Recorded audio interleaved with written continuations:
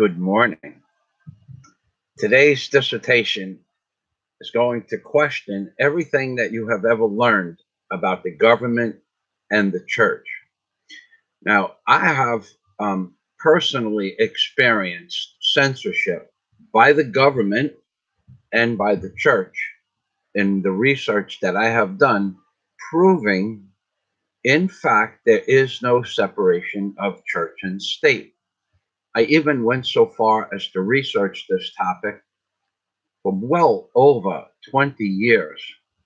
And the information that I have provided to the world and YouTube, through YouTube and through a 1990-page ebook that I wrote, is 1,000 times more information than any movie maker or any book or any newspaper or any magazine has ever covered.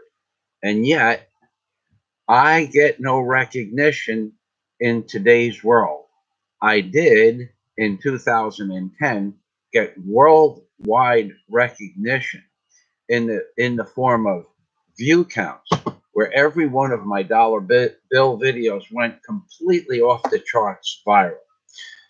I was getting 15,000 views a day on just one video, and almost, I'm not real sure, 25,000 views a day on some days of my top $3 bill videos, all of which could be verified by simply taking a dollar bill out of your pocket and looking for the pictographs, this is a pictograph of the Yale, skull and bones on the dollar bill.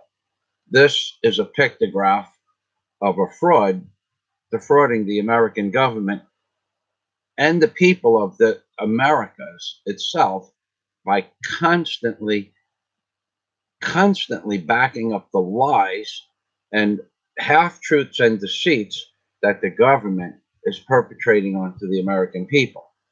But one has God on his side, and the other one has the Rockefellers and the Rothschilds on his side, and the Bilderbergers. I mean, the Bilderbergers. I didn't mean to say Bilderbergers. That's a different. I have a Bilderberger poster somewhere. So one has the Bilderbergers on his side. This is the one who has the Bilderbergers on his side. This is the one here.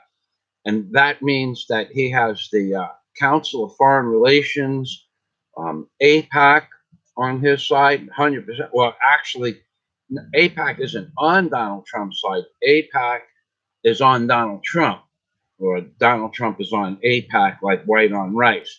And this one represents, well, this pictograph represents a small portion of the dollar bill that you can just simply take out of your pocket and verify that it's there. The reason that the dollar bill has never changed, well, I think the last change was in 1955. But basically, the design, the actual original design hasn't changed since 1934. I think they added the words "In God We Trust" sometime after that. They put it up in the 1950s to do that. I think it was 55. So this has never changed, because this is a precursor to the pictographs on the dollar bill that I wrote the book about, aka Angels on the Ark. And in fact, I sold 5 books last week because I put up a $10,000 Fazio challenge to disprove the facts in the book. And that brings the total to about 4,300 books, ebooks, and now it's in the Kindle edition. That brings it up to about 4,300 books where the $10,000 Fazio challenge has still never been challenged. It hasn't been challenged in the form of an article. It hasn't been challenged in the form of a public dispute. It hasn't been challenged by anybody, because what I'm showing you here is an actual skull and bones on the dollar bill that represents the Yale skull and bones in pictographic format. And even the year that the skull and bones was formed, and the number 322 that's on the door of the Yale Skull and Bones is also on the dollar bill. And the way that I can prove this to you, and this is why no one will challenge any of my dollar bill videos, even though the $10,000 Fazio challenge has been up on YouTube for 8 years, no one takes my challenge because they can't. If you simply fold a dollar bill to where you bring these two circles, or what are known as compasses, together in this exact configuration, it forms a very small skull and bones with teeth on the dollar bill. This represents a multitude of sins that exist on the dollar bill and are perpetrated by the American public. But this is just one of 3 major pictographs, which when I open this folding canvas up, you'll see. This, if you'll notice, is a pictograph of a skull. It doesn't have to be an exact skull of a human body, and it can't be because it is also part of many other pictographs. So something not of this world, or with the ability that we still don't have with computer technology, created this pictograph of a skull and bones with teeth that represents the Yale Skull and Bone Society. And I'll go over it simply. You take any dollar bill that was ever created, printed anywhere in America that's not counterfeit, and you take it and fold it in this configuration, and what you're going to have is the Yale Skull and Bones, the date the Yale Skull and Bones was created, 1832. And here's how that happens. When you fold it in this exact configuration, and it took me days to get this picture with lighting and the bending and the folding so that it would look even this good, but it's on my channel video in much higher definition. You have the year the Skull and Bones was created. You have 6 teeth on the bottom row. You have 6 teeth on the top row. This is real. This isn't something I made up, and I didn't put any dots in or take any dots out. You can do this at home. So you have 6 teeth, 6 teeth, and then these 3 lines on this side and these 3 lines that comprise the eye. Notice one eye is closed, which represents the Illuminati. These 6 lines, these 6 teeth, these 6 teeth represent the number 666. It's undeniable. Just take a dollar bill out of your pocket. If you want to see the fraud that has been perpetrated onto the American people since the inception of the United States government, which is controlled by the Vatican, and I'll go on in a few minutes to prove that too. What we have is 666. Isn't that an Illuminati number? Isn't it? Am I correct about that? 666, the mark of the beast, which happens to be on the dollar bill. It's the mark of the beast on the dollar bill. But let's go further. Then you have one eye closed, which represents the eye of Lucifer, some people believe, or the Illuminati. It's an Illuminati symbol that people like Beyonce and Madonna and Jay-Z and all of those guys use, the one eye, and also many other musicians and many other artists. Okay, so you have one eye closed that represents the Illuminati. This is on the dollar bill. Take one out of your pocket. Take it out of your pocket and fold it like this. You get a small magnifying glass if your eyes aren't good, or put your readers on and see for yourself. So the number 1832, back to that. 666 is 18. You have 3 contiguous lines. Contiguous lines. 3. 18 and 3. And now we're just missing the 2. Now you have 2 dark lines inside the white. 2. 1832 on the dollar bill, the year the Skull and Bones was formed.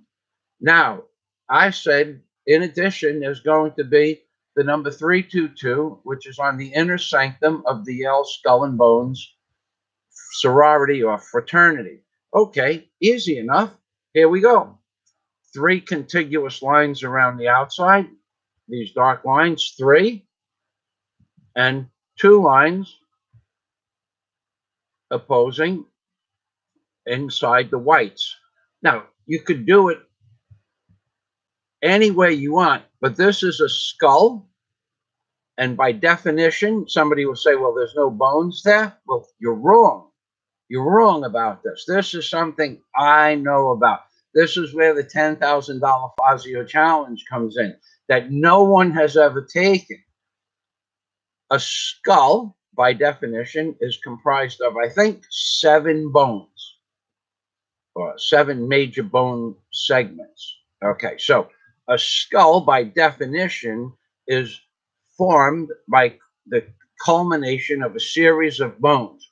But let's move further. If you don't believe that this is a skull and bones, it's a picture that represents what appears to be a skull, and then you see teeth.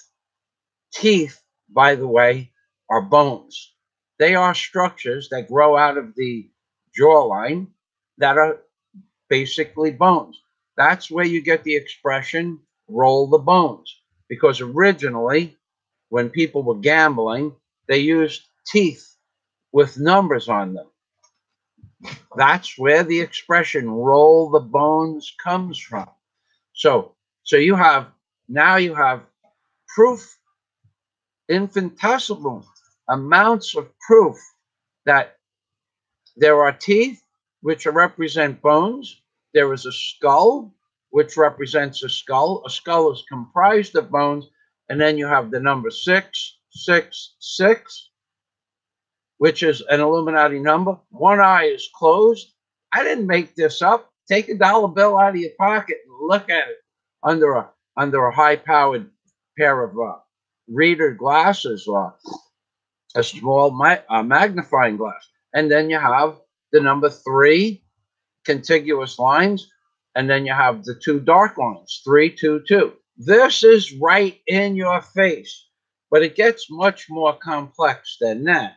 And now I'm going to go on to prove that this is just one of 3 pictographs that are on the dollar bill that prove that the Vatican is substructured by organizations known as the Jesuits and the Illuminati, and in fact controlled by the Rothschilds, who are the fundamental backers of the Vatican and have been for hundreds of years.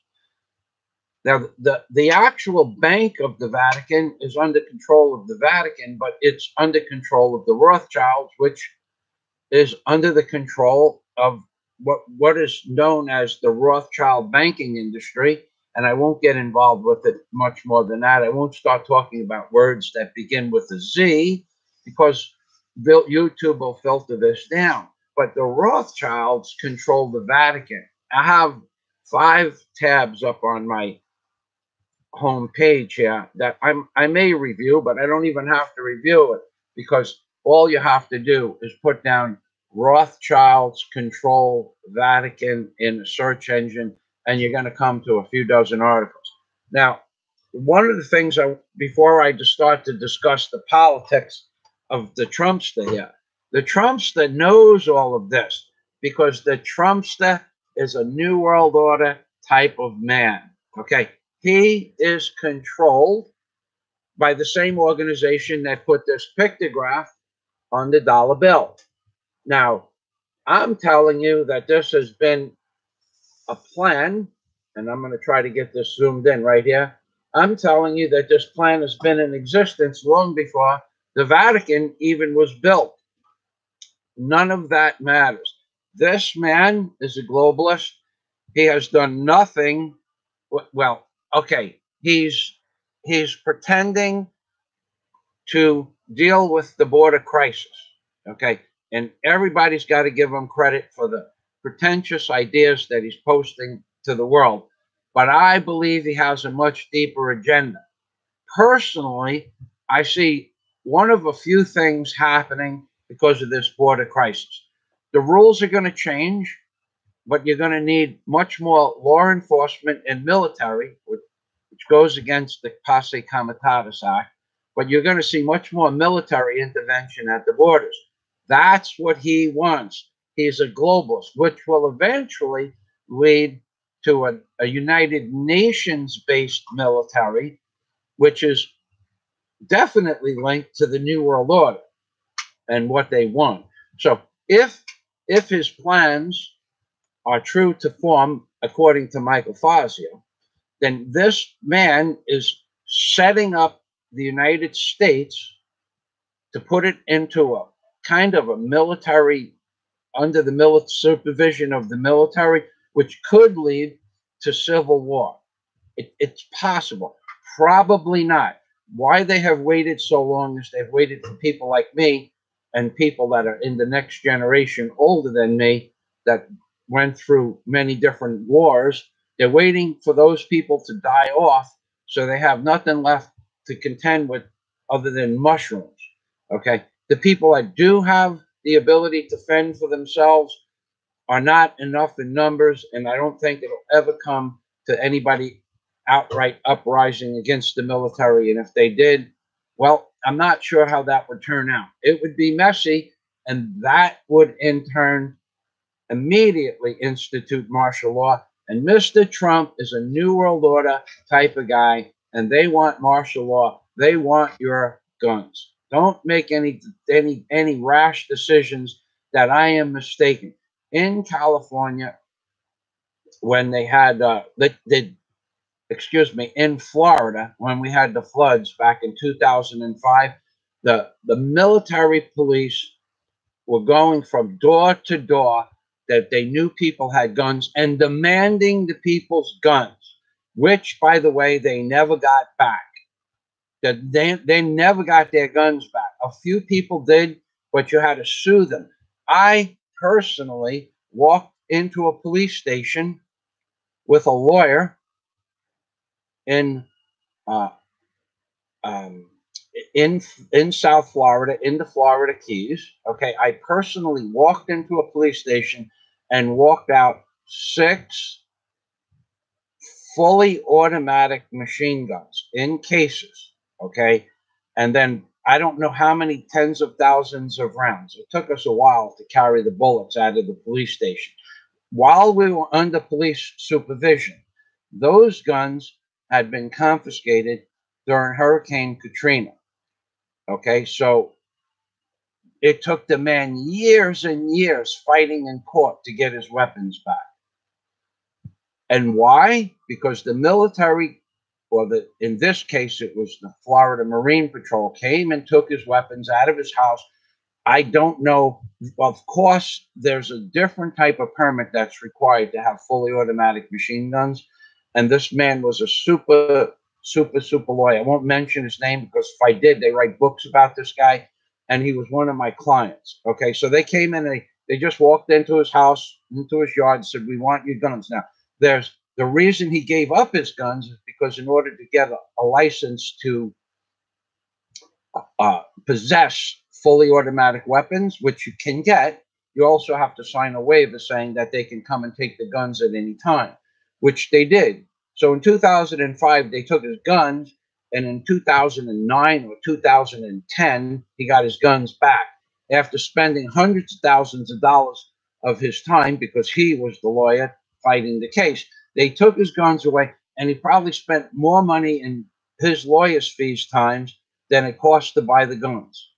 But he wanted them back. They had sentimental value, something like that. I didn't really give a shit what they meant to him. I worked for the man. I did all of his beach work,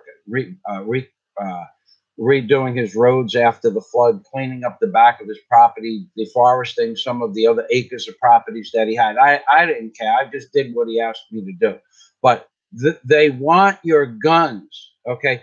Every country that has ever given up their guns has been slaughtered by the military or some branch of the military. So we're going to go back to the dollar bill and Trump. Trump knows what I am saying is true because Trump is part of these secret organizations. And if you don't think he is, then you're mistaken. You cannot become the president of the United States of America without getting what I call a scripted manual. It could come in the form of an email every day. Good morning, Mr. Trump. And here is your assignment for today. It could be a weekly thing. Somebody could walk up to him and speak the words so that there's no copy to him. But Mr. Trump follows a rigid plan in the same direction that Mr. Obama followed towards the globalist control of America and or the New World Order. Don't make any mistakes about it. This has been in your face on the dollar bill when I wrote my book since 1934. This little picture of the skull and bones, which represents the Illuminati, has been in your face. Now, when you unfold this, you come to an even more surprising figure of the skull and bones inside the face of a hog-nosed bat. That's H-O-G, hog-nosed bat. Google hog-nosed bat pictures, and you're going to see this face. But more importantly, when you back this off, and unfortunately the pictograph ends because this is the high definition, it's an entire hog-nosed bat, and the wingspan of the hog-nosed bat on the dollar bill, when you fold it to see those six teeth, and two sets of three lines for the eyes. When you fold it that way, the width of the wingspan of the hog-nosed bat is precisely 2 3/8 of an inch. Take out a ruler and see if what I'm saying is true.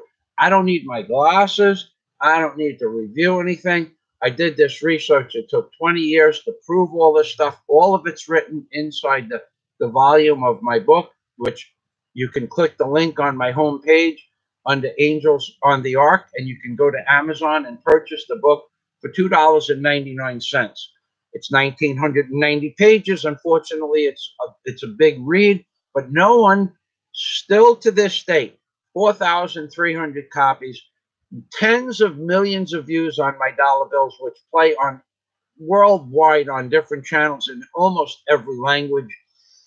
Nobody has ever confronted me to take the challenge or ever bothered to try to disprove me, because all they have to do, and this is where me and Dan Brown differ, all they have to do to see my proof that the Illuminati and the Vatican controls this world is to open up a dollar bill and read my book and follow the instructions on how and what the pictographs mean. Now, I'm giving it to you straight, and I am being censored by YouTube and the globalists because I put it right there in your face. They're taking over the world, and more specifically, now it's time to destroy America. It's going to happen. No one's going to stop it. They have had several hundred years to make this plan come to fruition. They waited for technology to be technical enough so that they could have robots to take the place of the humans, which they are about to wipe out. Did you know that Agenda 2030, by the time Agenda 2030 comes into fruition in the year 2030, which is their target point, do you know that there will no longer be people allowed to drive in their own vehicles? 90% of all human vehicular traffic will be gone. No one will be allowed to drive a car. It will be automated, and that's the way it's going to be. Or robotics, something like that. That's their goal, to remove all automobiles from America that are not fully automated from the public. Now, of course, there'll be private entities that own farms and things like that would probably be able to still drive their own cars because they're out. They need to do farming and stuff like that. But for the most part, Agenda 2030 states that there can be no people driving cars, and that most of the cars are even electric, which is a joke, because electric cars, and we're going to go back to the Vatican in a minute. Electric cars cost twice as much money to make and run than gasoline cars. And until they solve the problem with the batteries, that you need to be replaced every 5 years, and several other problems, the cars cost more money than it costs to have a fossil fuel car run. And then initially the cars cost more money because there's two types of engines in the cars. And then the batteries need to be replaced, and unless they're serviced on a regular basis, and there's a proper servicing of the batteries don't even last 5 years, and they cost, in a small compact car, an additional $6,000 to $8,000 for the batteries to be replaced. So if you have a car for 12 years, you already spent almost 50% more for the electric car of the same, of a small gasoline engine, and now you're making up the difference that you saved by electric by buying another set of batteries. And then on top of that, it costs more money to make the electric than it costs for the gasoline, because now you have nuclear fuel in order to create the electric to run the cars. And that stuff needs to be stored for a couple of thousand years. No one's ever sure about the real number. And that storage cost puts an additional billions of dollars a day to store all the nuclear waste in the world. Billions of dollars a day. That, if you took all that into consideration, an electric car probably costs 2 or 3 times what a gasoline car is. But they want gasoline cars off the road because of carbon tax. And the truth about carbon tax is that if all of America reduced their carbon emissions by 50%, it wouldn't amount to 0.02% change in the climate. And that's only theoretical. Probably less than that. But if all of the world brought all of their carbon emissions down by 50%, it probably wouldn't change the carbon emissions by even 1.5%, because much of the carbon emissions are coming from CO2 from rotting vegetation under the sea. So it's a joke. They are perpetrating this joke. Now I'm going to read a couple of comments, and then I'm going to go back to Dan Brown's book, whatever that is. I forgot the name of the book. Okay, Sasha, I'm not getting rid of my classic muscle car. Yes, you probably will be able to keep them, Sasha. No doubt you'll be able to keep your classic muscle cars. There's no doubt in my mind. It's just going to cost you an X amount of dollars to have them registered. Probably, if you're rich enough, you could probably keep them. But then again, if you were rich enough, you would be one of my Patreon members, wouldn't you? So you'd probably be able to keep those cars, but I doubt very much that it would be in the price range of somebody else. And I'm not digging you. I'm not putting a dig on you, Sasha, but I mean, you know, you like my videos, you comment on my videos, you love my videos, you make enough comments on my videos, but you're not a member of my Patreon account. So I have to put it to you straight up forward, to help me subscribe, to help me put, to put it in order. It would help, because to be honest with you, my earnings from YouTube keep going down, not up. Okay. In fact, my earnings used to, about 6 months ago, used to equate to about 1/38 what I made in 2010. And now it's closer to about 1/50 of what I make in 2010. And Sasha, to be honest with you, Sasha has a really good channel. He has muscle cars. He has a couple of really, really, really go fast motorcycles, I think, too. He has a couple of go fast snowmobile sleds, I think, too, also. And yet Sasha likes my videos, but doesn't help me. So I help you by telling you what the future is and where it's going. I would think that a little reciprocity would be okay. There are other things that we agree on and some things that we don't agree on. But I mean, you're 100% behind me, and yet you don't support my channel in any way. So I'm not going to. Okay, Sasha's going to join soon. Now, I don't. Well, thank you for that. Okay. I know that a lot of people don't want to do this, and I understand it. And I would be more than happy to have Sasha. You would also have access to several hundred videos that are not on YouTube. So let's just leave it at that. Thank you. And if you want to see real muscle cars, and you want to see a man that has super stupid weightlifting skills, man, he has arms that look like my legs. He's He's a professional weightlifter that does not do steroids, does not take any kind of muscle enhancers. It's 100% natural weightlifter. So there's a lot of great things about Sasha's channel. His motorcycle videos and the things that he does are pretty interesting. The muscle car collection that he has, and I'll go one step further. In all reality, Sasha is a full-blown man. There's nothing not manly about Sasha. He gets up at whatever time of the day or night, in whatever weather, whatever inclement weather, whatever it is, and starts his truck and goes out by himself, risks his life and limb, his hands, his feet, and his life, more specifically, to put cars on flatbed trucks and trailers and pump them across the United States. So we're not going to take anything away from this man. He's a full-blown American man, okay? And he's an honest businessman in the tow truck business. So he's got a good channel. It'd be nice if you did join, and thank you for that. And we're going to move on to Merry Christmas 2.0. Thank you, Sasha. Now, Merry Christmas 2.0. Sasha, if you'd like to post some of the links to your favorite video or your favorite snowmobile videos, you can post them here so other people can view your links. You're welcome to do that. Okay, Merry Christmas 2.0. Okay, see now, thank you for the super chat. And Daisy and I have not gotten, to be honest with you, we tried to do your super chat last week and did it. Okay, Sasha, you're very welcome.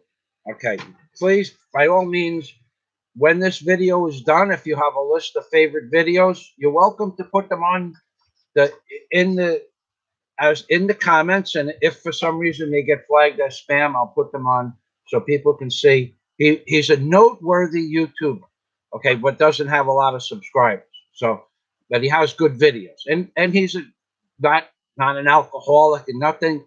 I can't say anything bad about Sasha at all.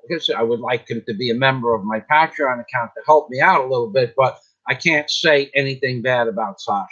So now, Merry Christmas agrees robots will kill millions and take millions of jobs. Do you think they will bring giants back? You know, I've often thought about them bringing I think what Merry Christmas is talking about is the Nephilim. Okay, now, the Nephilim was a race of men that existed on this planet.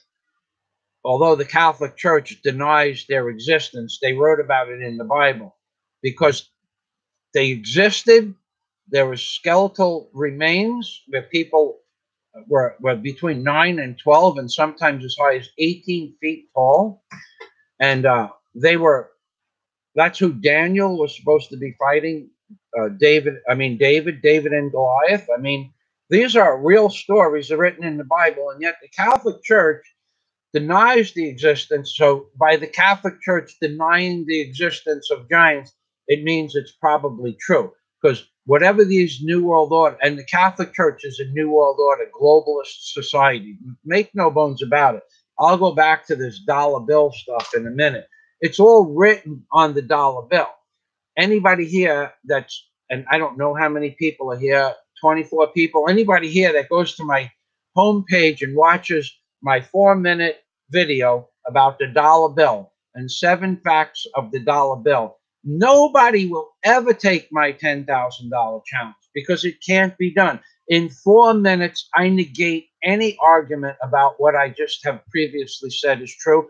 And in 4 minutes, I negate any possibility of ever earning $10,000 from the $10,000 Fazio challenge because it can't be done. I sold 5 books last week, I'm sure, because I put the $10,000 Fazio challenge in one of these videos, and I have not had a single comment trying to disprove it. Why? It can't be done. So this guy, Dan Brown, is a total fraud, and he becomes worldwide renowned and super rich because he puts a bunch of half-truths in with some truths that I posted long before anybody else on the internet. And, of course, his book came out long before my videos came out, but my videos and truths have nothing to do with his.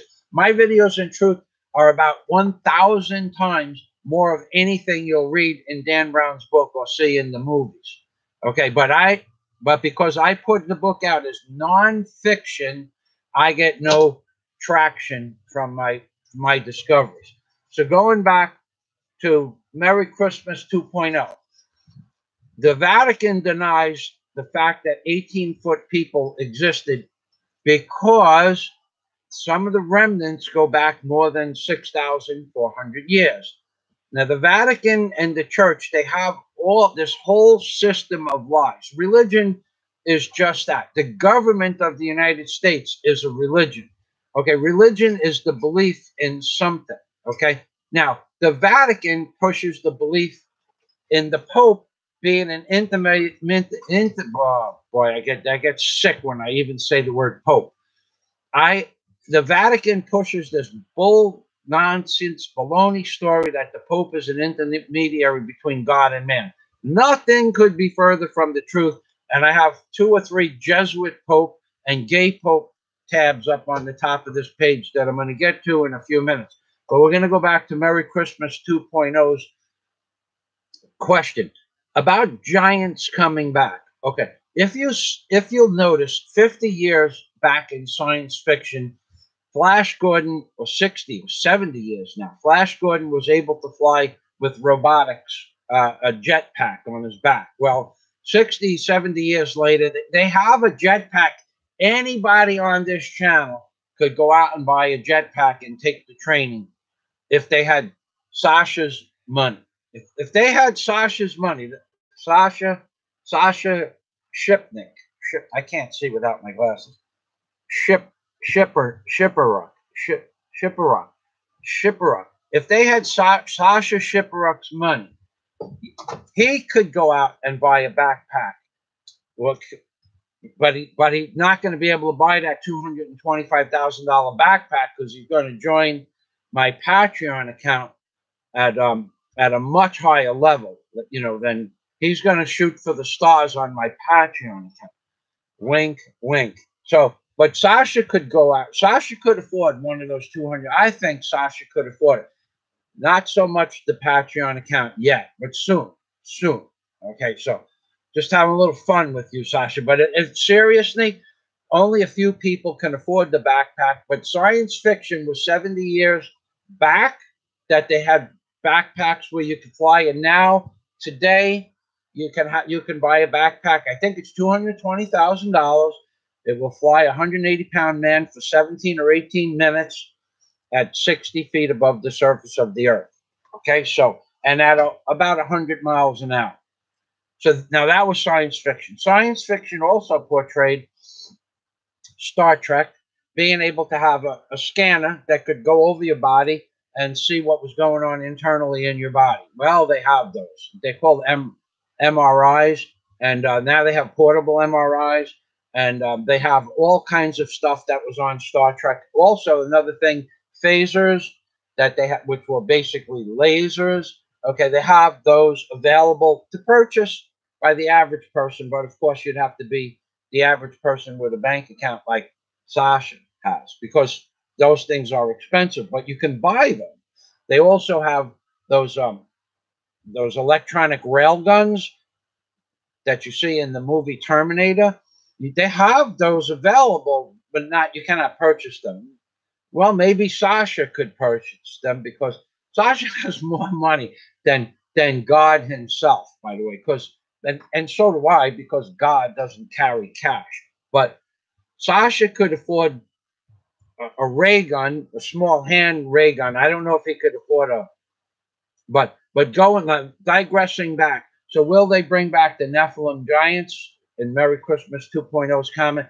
They have that ability because you've seen the movie Jurassic Park from, I think it was the 80s. They don't put this stuff up there. Science fiction, people think that science fiction is really science fiction.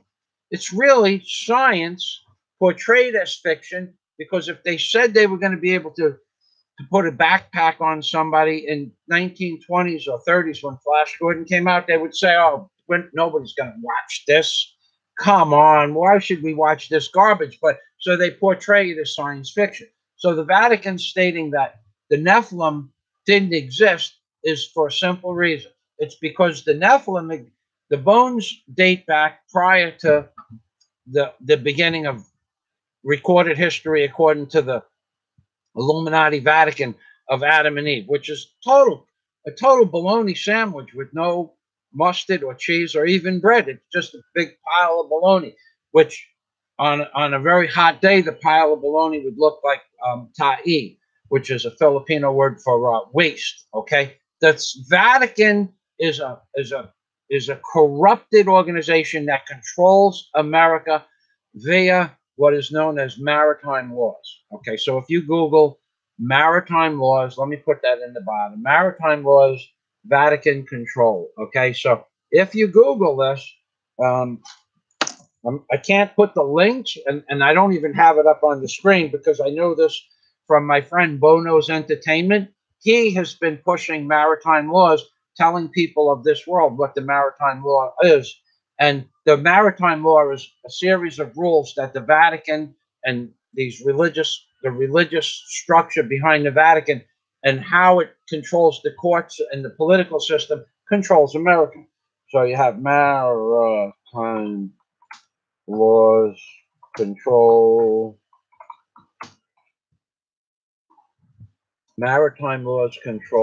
the United States. Okay.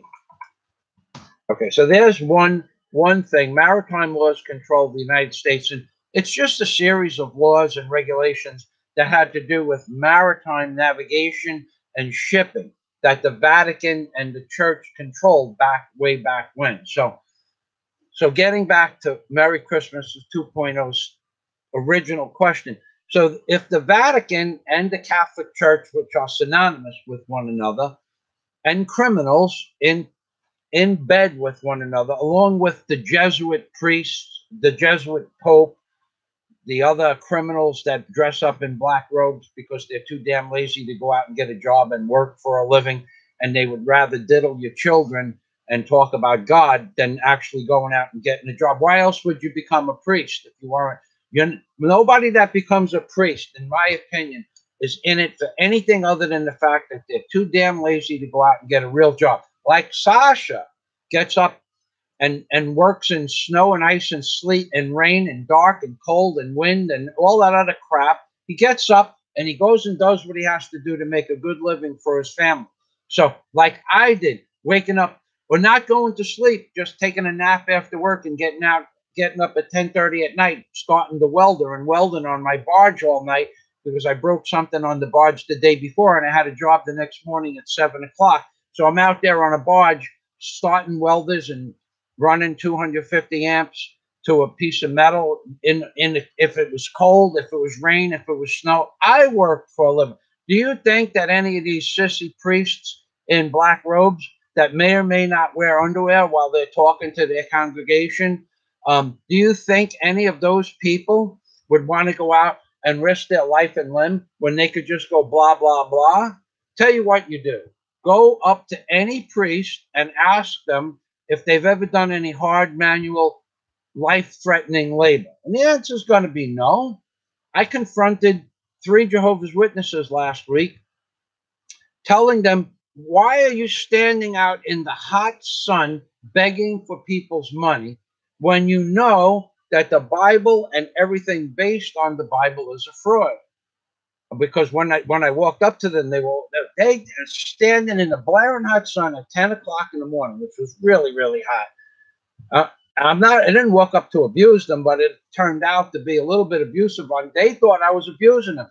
Why you're standing there with long pants, shoes, and socks, a t-shirt, a white shirt, and a jacket, and a hat, or no hat, standing there asking people to join your church, which is, I forgot the name of the Church of Jehovah. What they want you to do is they want your mind to be saturated with this religion, which is nothing more than a control mechanism to give you the feeling that you are helping people in this world by bringing them closer to God. I don't care what anybody thinks. There is no such thing as getting closer to God than to kneel down in the privacy of your own home and pray to God. Okay? If you think God is a tree, then God is a tree. God is all things culminated. It's not a particular being. There is no spaghetti monster with a beard up in the sky. Then it's going to give you forgiveness. You're not going to hell, and this is what the elite know. They know you. There's no such thing as heaven or hell, and they can do as they please to the American citizens and the citizens of Europe because there's not going to be any retribution. Make no bones about it. That is what the Illuminati and the Kabbalah, known as the Noahide laws, preach. You can lie to the people as long as it benefits the Noahide laws. Okay, so 50 years ago or 30 years ago, they made movies about bringing back the dinosaurs. Okay, now because dinosaurs are cute, cuddly creatures, that the Catholic Church denies that dinosaurs ever existed because it goes against the lie that the Earth is only 6,400 years old. So, but Jurassic Park brings back dinosaurs, but that's just the big cuddly dinosaurs and Tyrannosaurus rexes and pterodactyls. That's only what they want you to see, that they can genetically bring back theoretically. It was probably being done in secret laboratories, in labyrinths underneath mountains, in secret labs that perform genetics. It's probably been done since the 1800s, maybe before. See, what you don't understand is that they've had laboratories underneath ground. They've been digging these tunnels to hide the elite and their stores of foods and waters and ships and boats and cars. So in case there ever is a catastrophic event, these honeycombs under the earth, they've been building these since the 1820s. Okay? This isn't something new with the tunnel, the world's largest mole, the tunnel boring machine. This is going on for almost 200 years now. So will they bring the Nephilim back? The question is, have they brought the Nephilim back? They can do these things. Just 2 days ago, I read that babies were genetically modified. Well, that's like the first step to modifying a human being to be something else, or more or less than what it was originally, or what we know it to be. So genetics is very real. Genetics is a science that is so hidden from the public and so unknown what they can do, what they have been doing. So could they bring the Nephilim back? Yeah, they probably have already done that. And they keep this stuff and experimentation in these underground labyrinths. Okay, why? Because they can, because they have the money to do that. They might be DNA. It just made up of a certain amount of things, and then you can add or subtract by adding amino acids and different things to the genetic structure of the amino acid that makes up genetics. So once they mastered that, or once they master it, there's 40-something million variations that I forget the numbers. It's not something I study, but could they do this? Yes. Have they been doing it? Probably. Honey, when you get a chance, would you bring me some cold water and close the window? I want to put the air conditioner on. Thank you. So the answer to his question is they probably have already. Now, further proof of that is the fact that they found a while ago, it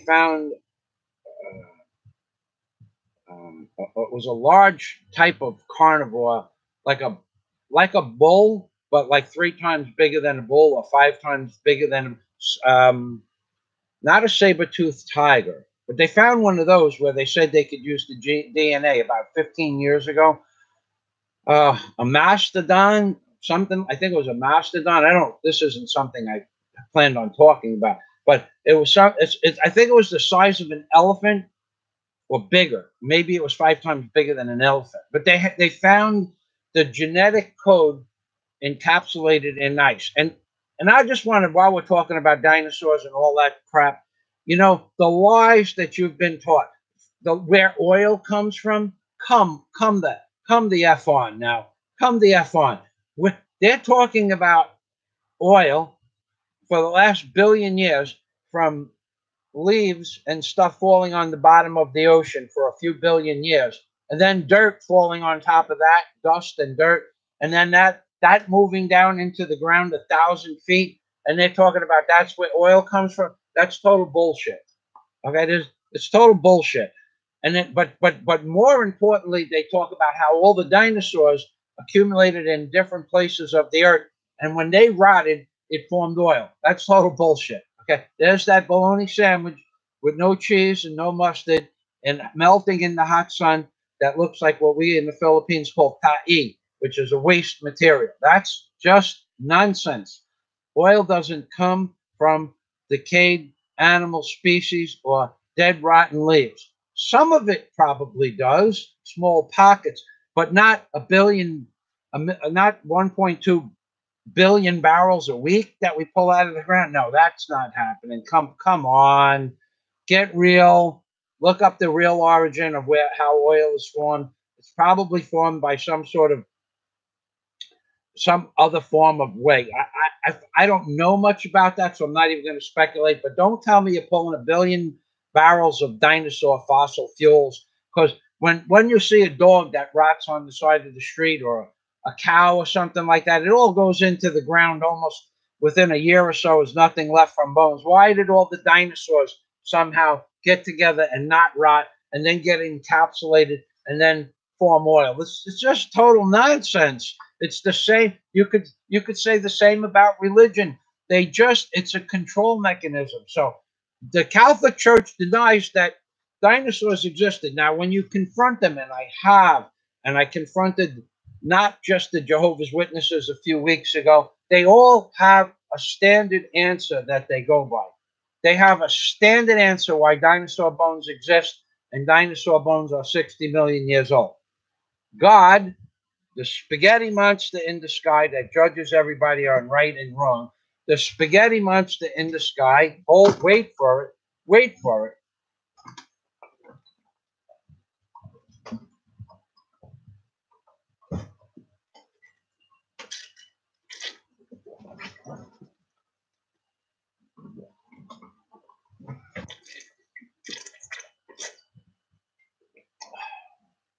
Thank you, Daisy. Yeah. The spaghetti monster in the sky put the dinosaur bones in the ground as a test of faith. That's garbage. They're lying to you. They're lying to you about going to heaven or hell. Now, is there a right and wrong? I'm going to tell you straight up and down, I believe in right and wrong. Otherwise, people, if they didn't believe in right and wrong and they needed money, they would just go out and get it from somewhere. Okay? With no thought whatsoever. The only reason that stops the average person from going out and doing something right or wrong is because it's been instilled in your head since birth that there is a right and wrong. I do agree that there is a right and wrong. I don't believe that a man or a woman that molests a child, I don't believe they deserve oxygen. Is that window closed?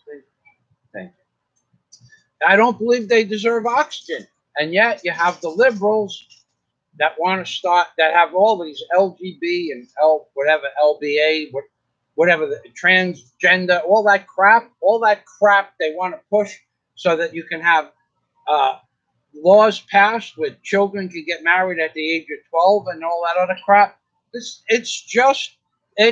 They don't give a flying crap about right and wrong, these people. You got the John Podesta files, where it's been proven that he had artwork that had to do with, that was satanistic.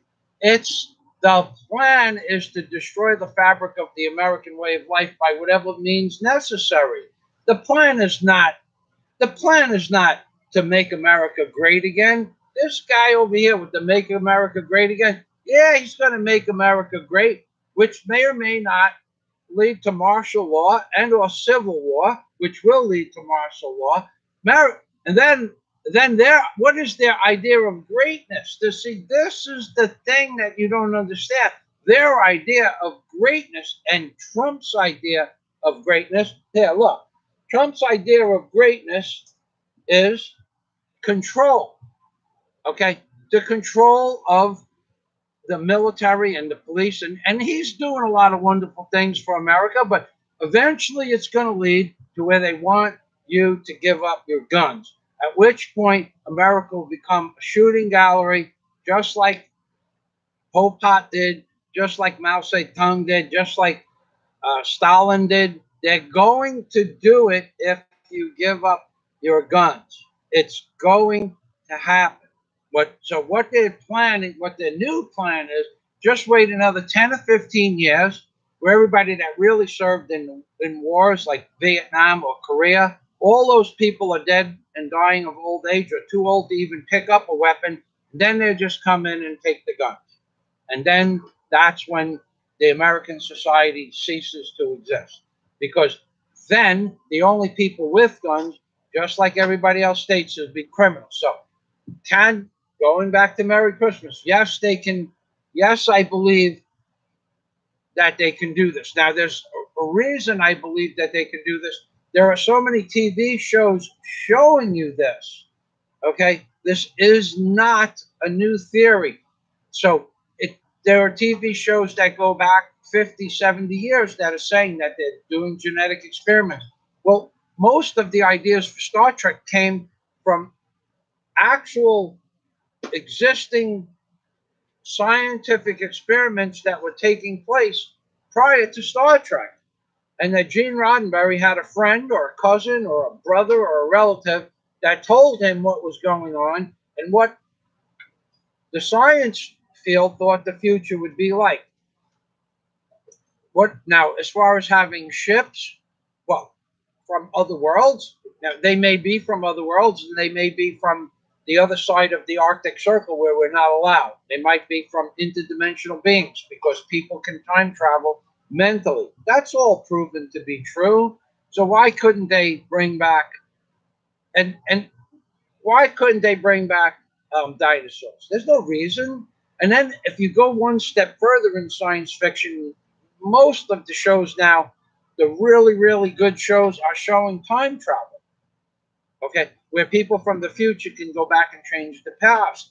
Well, if we didn't have the technology today to create dinosaurs, what's to prevent somebody from the future to come back with the knowledge on a thumb drive how to change the genetic structure of the genes and do it so that, I don't know, whatever his purpose would be, to, if time travel exists, and I believe it does, why wouldn't they come back and change the future? It's all part of the TV program is giving you, the TV gives you these ideas as science fiction when in fact they are closer to reality. So yes, Merry Christmas 2.0. I think they can bring back the dinosaurs or the Mastodon or Tyrannosaurus. I think they can bring back whatever they want. I think Jurassic Park was just a preliminary expedition to see what the public would accept, when in fact they probably have those things already.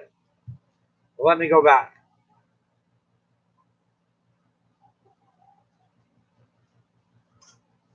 All right, one way or the other says, when you come to know Christ. Yeah, okay, I'm going to go along with this statement, and that material things of this world begin to, one way or the other. When you come to know Christ, you begin to move away from material things of this world. You begin to see what's truly important. Okay, but yeah, that's true. Okay, so if you got down on your hands and knees and prayed to any God, not just Christ, you could pray, you can make a rock that you found in your backyard God, okay, and believe that that rock is part of the culmination of the entire universe and all energy and all power, and that through that rock you see the cosmic consciousness or cosmic awareness of all things. It doesn't have to be any particular religion's deity. Stop with the monolithic idea, the monotone idea that any one person or any one religion is true and correct. There are 33 or 35 or 31,000 philosophies and religions. Any one of them is a lie and any one of them is true. Just go down on your hands and knees. Forget your hands and knees. Just pray to the universe, to God, to see a better way of life, and it'll happen. I mean, it will probably happen sooner than you think. You'll notice the changes, okay? The things that bothered you won't bother you anymore, except when people forget things and you tell them more than once and you say, why can't you remember that thing? Sometimes that bothers me, but sometimes it doesn't. Sometimes I just let it slide. But some things that really bother you will not bother you anymore when you pray for divine inspiration. But it doesn't. Divine inspiration comes at a cost where you might think you are becoming more godlike because your energy levels are increasing, and you might think that you have powers to do things that you didn't have because it removes some of the restraints that religion puts on you. That might not be a good thing, but you know, that's it. Any religion, any god, any rock, any piece of wood, anything is good. Anything is better than Catholicism. That place is going to put you in hell, purgatory for 1,000 years of pain and suffering, burning. It's all baloney sandwich. It's a lie. The Catholic religion, the church, is perpetrated on these falsehoods that you're going to heaven and you're going to get to play music forever and ever with the spaghetti monster in the sky. And that's what the dollar bill proves, and that's what my book proves. Because the main premise of America, I'll read on a little bit. The main premise of America. Okay, Sasha said, thank you. You're welcome. Okay. One way or the other has a lot to say. I'm not going to be able to read all of that stuff. Okay, hold on. Okay. All right, we're going up. There's a lot of comments got underneath my purview here. So, well, yeah, the Jesuits do touch little boys. Sasha says the priests go out of their way to touch little boys too. See, One Lonely Farmer. Good morning, One Lonely Farmer. I apologize. I didn't read the comments. Now, okay, so all right, so now I'm going to go down. Sasha, okay, Sasha, one way or the other.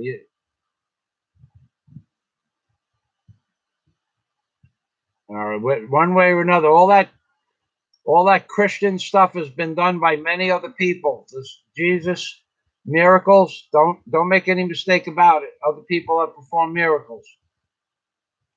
Okay, One Lonely Farmer. Good morning, Wes. Now, One Lonely Farmer, and there's another real man like Sasha. Goes out and gets up every morning. And the difference between Sasha and One Lonely Farmer is One Lonely Farmer is a member of my Patreon account. Sasha. So, One Lonely Farmer. Yeah, I saw him watch.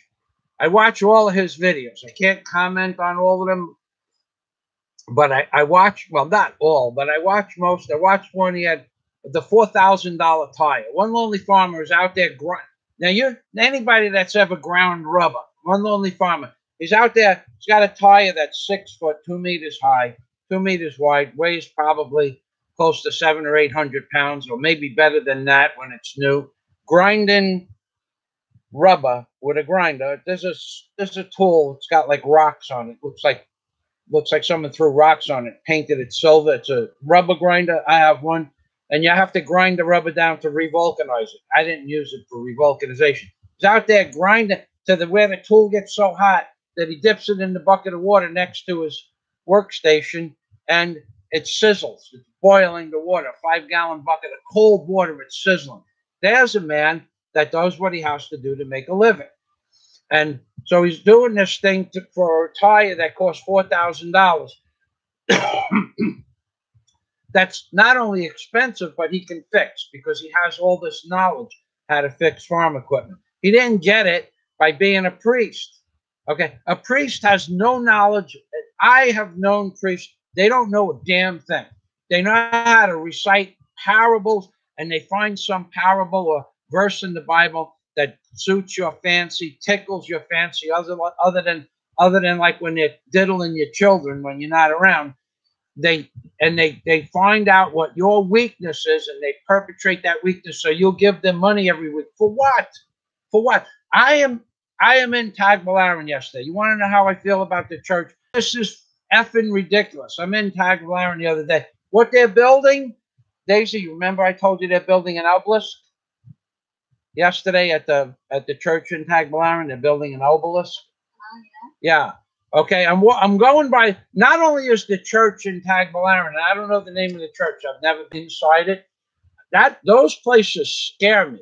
Had it not been for a baptism, to go inside a church, I get this very weird feeling inside my body. I don't want to be there.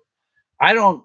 Maybe it's the energy that people. Each person has an aura. It scares me, the energy inside these buildings. Okay. I went in, tried to have a conversation with the priest at the christening I videotaped, wouldn't even talk to me. I started asking him a question. He said, "Excuse me, I have." Why? Because I'm not a member of his congregation. And he probably knows who I am from YouTube. Maybe because he just dismissed me like I wasn't even human, to go walk away to talk to, I don't know, some other congregation, the local congregation that donates pesos to his church. But the church in Tagbilaran, it's a joke. It's a joke. Okay. They're building an obelisk. I'm going to make a video of it. Didn't have time yesterday.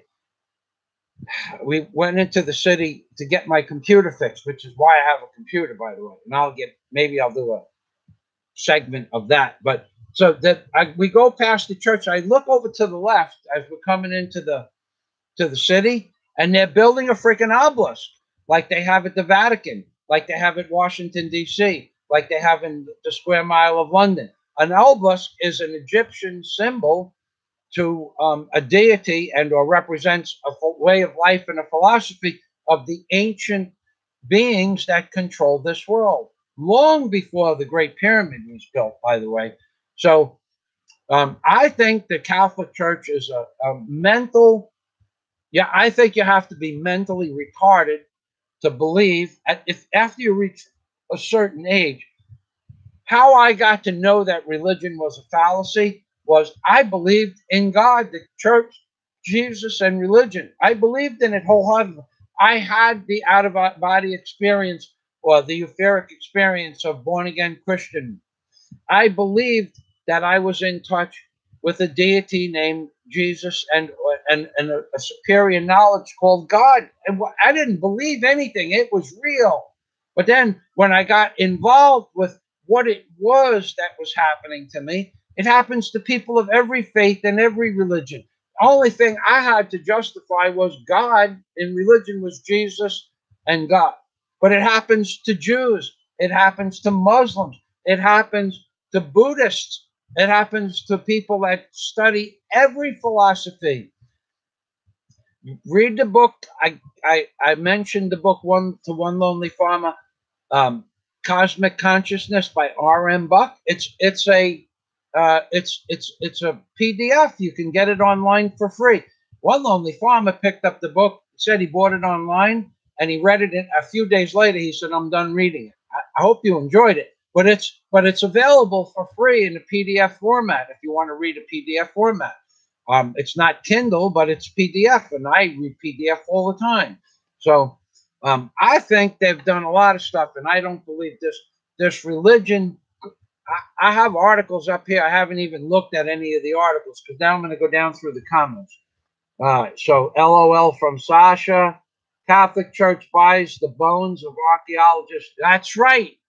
Mad Max Rising. Now, he's a good channel, okay? Mad Max Rising makes some pretty cool videos. I was at your channel the other day, and I just don't comment on everything. Now, there's a reason, Mad Max. You are like me, and the more people I associate myself with that making comments on their page, the less views I get, which means the less people are informed about what's important to me. But Mad Max Rising has some really good videos on his page if you want to go check him out. Now, Mad Max says the Catholic Church buys the bones of archaeologists' digs. Yes, they do. Why do they buy them? Now, there's two reasons that they buy. This is disgusting. The Catholic Church is destroying the proofs that there were Nephilim giants and other species of beings that don't look like human beings on this planet, because they do buy the bones from these digs and they destroy them, they burn them. You know that there's a place in New York City, the Museum of Natural History.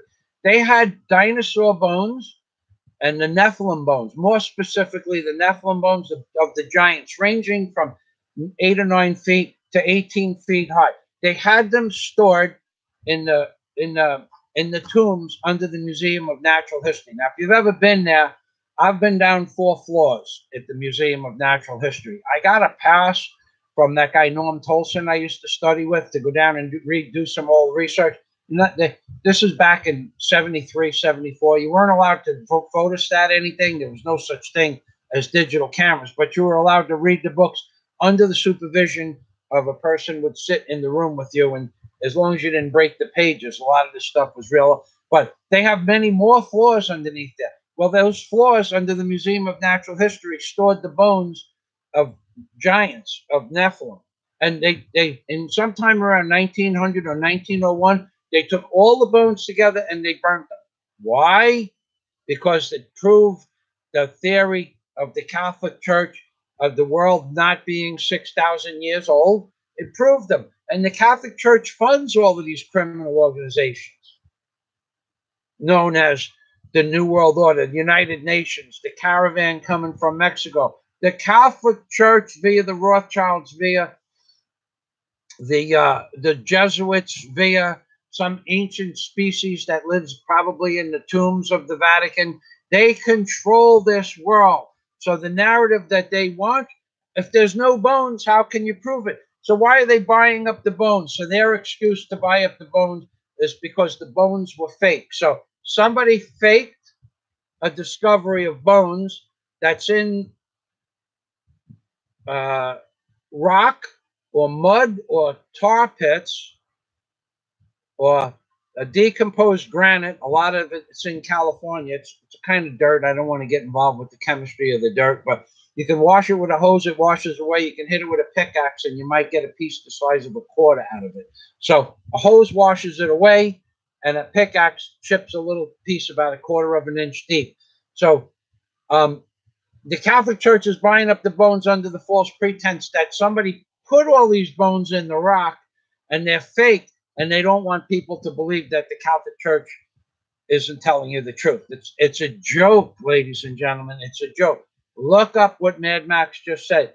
Catholic Church buying the bones. Okay, so, and that, he says, is to prevent the reading of the book of Enoch scrolls, that which the Catholics drew out of the Bible, which explains genetic cleansing. Now, I read the book of Enoch, and it was a long, long time ago, and I don't remember what it says, but it totally sheds a different light on the view of religion. So he's right about that. Flip phones. Joe Blow says flip phones. I'm sure that has something to do with something I said. I just don't remember what it was. Mad Max Rising. The Catholic Church are naughty. Okay, let me go down one.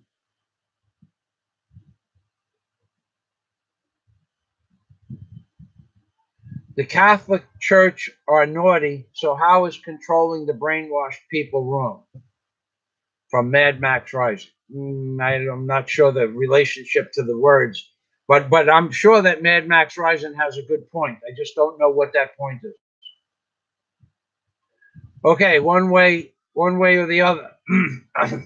I see you're very religious. I'm gonna let people. I'm perfectly okay to put this stuff on the page. You're entitled to your opinion. I used to think like you, so I'm good to go with your stuff. But I'm not gonna get involved with any more of your philosophy. It works. His philosophy works. Pray to Jesus, pray to God, pray to Buddha, pray to Lao Tse, pray to a rock, pray to a piece of wood, pray to anybody you want, and it's going to work the same way, one way or the other, no matter what you pray to and ask for guidance to the next stage of your life or what's going on in your life, and you ask for help. One way or the other, it's going to be beneficial to you. But this one way only through Jesus, I'm sorry, Jesus should strike me down if I'm wrong. I think Jesus would say the same thing I'm telling you. I think the only way to heaven is through asking forgiveness from the universe or what we pretend to call God. Okay, so Anonymous.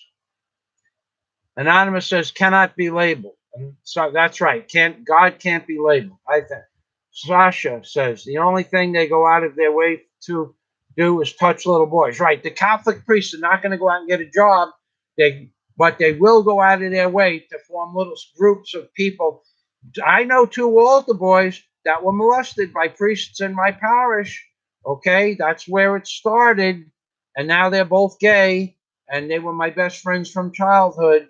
So maybe, well, according to the gay people, they were always gay. They just didn't know it. The priests brought out their gayness. Yay, the priests. Yeah, now that's where I draw the line. I think the priests should be denied oxygen. Okay, so whereas Bosco says the Catholic priests' hard labor and efforts are placed is to grooming kids, pedophile, and the pedophile church. Yeah, we can't deny that. I mean, thousands, several thousand cases were brought against 300 priests a few years ago. They bury this stuff. And any cardinal or bishop that spoke on behalf of the children was issued something called the missal or something like that. And then that's different than when the Catholic priests wake up with the morning missal and they give the morning missal to the children. But they were a missive, that's right, different missive, a missive, M-I-S-S-I-V-E, told to shut up. The bishops and the cardinals that were speaking out about the 200 or 300 priests that were caught molesting several thousand children, they were told to shut up, and they were moved to some obscure place of the earth if they didn't follow orders. Okay, so John Boone had my modem blocked. M&D had my modem blocked. Okay, hi M&D. Okay, one way or the other. No more one way or the other. I'm not reading any more of that stuff. Good idea. Okay, where's Bosco? The Pope now, not helping his caravan flock. Where's the Pope now? Not helping his caravan. I think the Pope is helping the caravan flock. I think you're being facetious. The Catholic Church, the Jesuits, the New World Order are donating millions, if not hundreds of millions of dollars to the caravan. Okay. You know what gets me sick? Where's Bosco? You're on the border. Your brother's a border agent. The news keeps saying that some women and children at the border, and mostly women and children at the border, and some were bussed in. They were brought in with trucks, buses, cattle cars, tractor trailers, cattle trucks, trailers, boat trailers, car trailers, truck trailers. They were bused, and the news says some women and children were bused in. It's sickening because the news is run by the news is run by 5 corporations, and they're all owned by Jewish entities. Okay, they're all corrupt, and the Catholic Church controls the other part of the government that the Jewish people don't control, and the Jews are controlled. I mean, the Catholic Church is controlled by the Jesuits and the Jews. Just look up Jesuit control of the Catholic Church, or the Jews control the bank of the Vatican Bank. Okay, it's a conspiracy that's real. The bullshit that you hear on, the bullshit you hear on television. Some children and some men were busted when there are 2,000 videos of them jumping onto. You're talking about 100+ people in an 18-yard dump truck. 100 looked like 120, maybe more. You're talking about 200 or 300 people packing into a 40-foot box truck. You're talking about 200 or 300 people on a traco trailer in the back of the 18-yard truck. You're talking about 300, as close to as many 300, 250, 300 people on a tractor trailer, on a backhoe or a traco trailer attached to an 18-yard dump truck. You're talking about 200 people, and it says some people were bused in. Some people. It's all a lie. Now I got to go on to my next comment.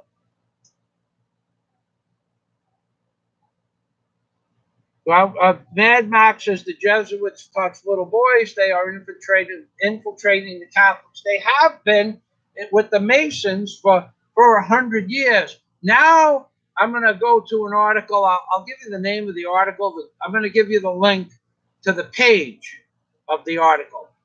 What the Jesuit Pope told the Jesuit General, I guess, Council. So I'm going to go back and I'm going to give you the name. This is the link.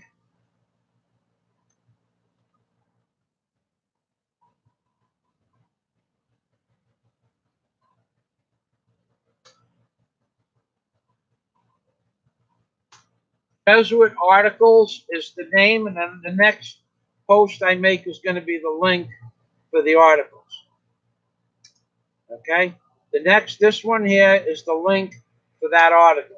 Okay? And it goes on to tell you how we have the first Jesuit Pope Francis in the Vatican, and how the Jesuits have taken control of the Vatican. Where's Bosco? Yeah, I said this in the beginning if you missed it. All you need, whatever this thing called God is, all you need to do is pray to God for guidance. But whatever you choose, a rock, use a medallion that you have, take a freaking Q-tip with earwax on it, put it on a pedestal and say, I believe that this is a culmination of all of time and history, this Q-tip with earwax on it, because without God, the machine that made the cotton, that wrapped the cotton on the Q-tip, without God, they couldn't build the box that the Q-tips came in. Without God, there would be no machinery and no people, and therefore this Q-tip is the soul, the culmination of the world according to what God's plan is, and pray to the Q-tip.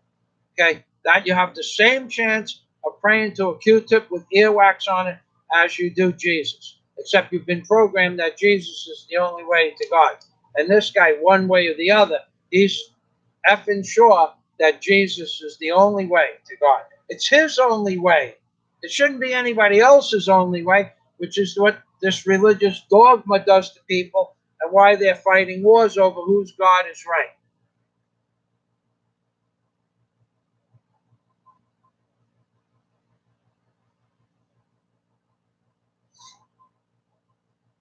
No, there is no heaven and hell. Stop with that nonsense, please. It's only what you think happens to you. It's not what really happens to you.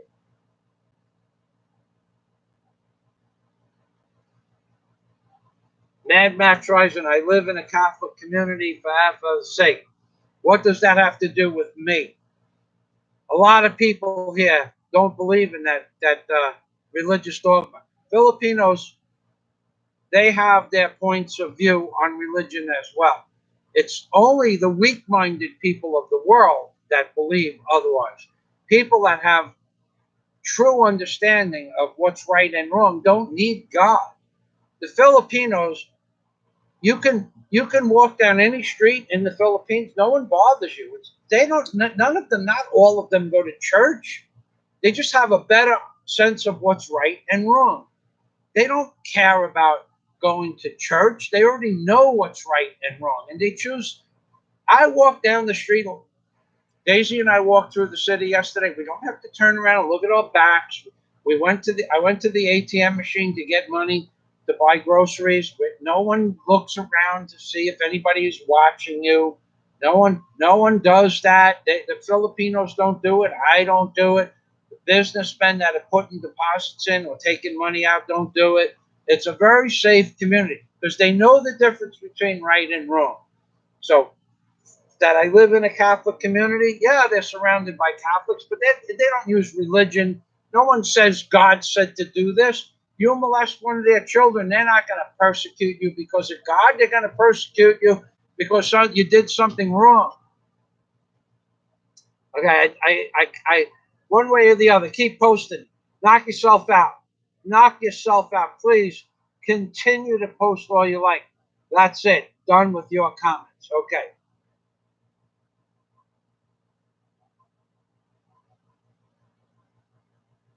Where's Bosco? I'm pretty sure everybody did. Where's Bosco got caught fornicating in a school bus behind a church when he was a child. Don't worry about it. Just put $2 in the box. Next time you go to confession, you'll be forgiven. $2 will take care of about any sin. For $2, I'm sure they would forgive you much more greater sins than that. And for another $2, you have a personal visit from a priest come to your house to guide you through the hardship you're going through.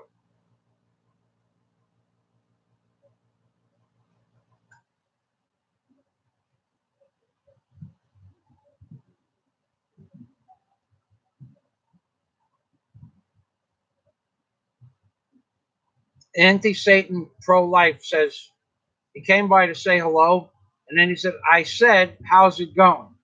Like, you are my son, you are my what? Are you a member of my Patreon account? I don't remember seeing you subscribe to my, I don't ever remember you dropping down one of these super chats. And if I don't remember anything about you helping me out. Where is it? Life. Come on, buddy. Come on. Become a member of my Patreon account. Yep. And see my old Obama comedy videos. And I'm going to release about 3 or 4 this week because the computer was down, and that's it. And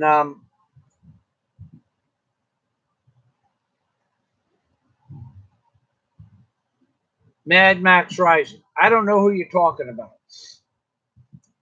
Daisy, went the. Okay, I'm going to get this straight with you, Mad Max. Okay, Daisy is not a good Catholic girl. Okay, Daisy, did you go to church on Sundays when you were a child? Sometimes. Their family brought them up with morals. It wasn't the church.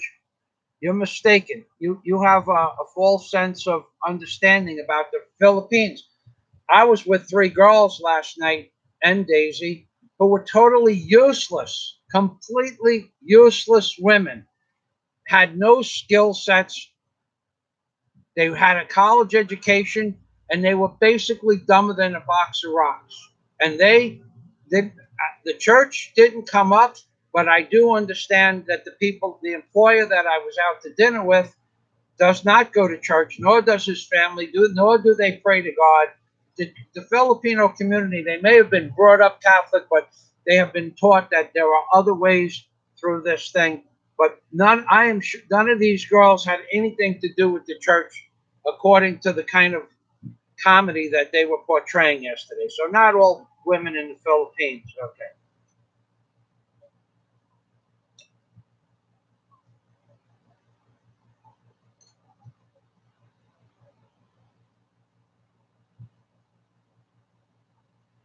Knew it. Drew Edwards is asking me questions about the Henan. Why don't you look that up online? I'm gonna get this straight with you right now. Sasha, leave all the comments you want. All the rest of you people, leave all the comments you want, whatever your theories are. If you're not a direct member of my Patreon account, I'm going to skip through your comments. Antichrist, you're not a member of my Patreon account. Only one way, this way or the other. You're not a member. I'm not going to, I have about 100 comments to go through. If you're not a member of my Patreon account and you're not doing something towards Super Chat, I just don't have the time. I want to have the time, but I have to give priority to the people that help me and Daisy. So, okay, so here we are.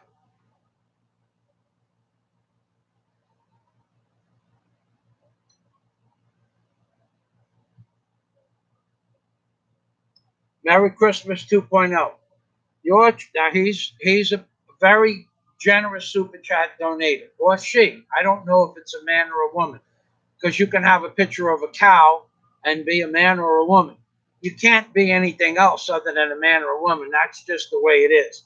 But he is your Trinity doctrine is from the pedophile Catholic Church, which created the Trinity and Islam. Now, there's a lot of truth to that.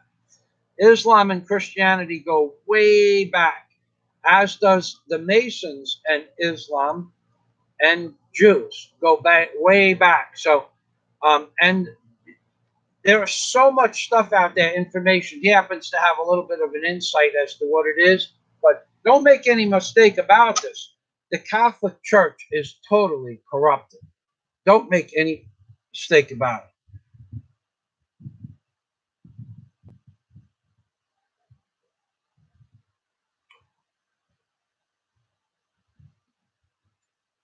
Mad Max, if you post one more time that if Catholics are so wrong, why did you look for a nice Catholic girl? If you just post that one more time, if I say it at the bottom of the post, I'm going to block you. Samuel's not going to have to block you. I will block you. Tired of that crap. Stop posting your frame of reference. I will eliminate you from the live stream altogether. You keep posting the same thing. Now I'm going to consider it spam. Stop posting that garbage that people go to the Philippines to meet a nice Catholic girl. They go to the Philippines to meet a girl that was brought up with morals. It has nothing to do with Christianity. Because if they followed the true Christian doctrine of stepping on everybody that got in your way and to build a bigger church, another church, now in this case a spire, or in front of the church. If they got that, I'm telling you to stop posting that garbage on my page. Now, if you don't get that, that's too fucking bad. Stop posting that shit on my page.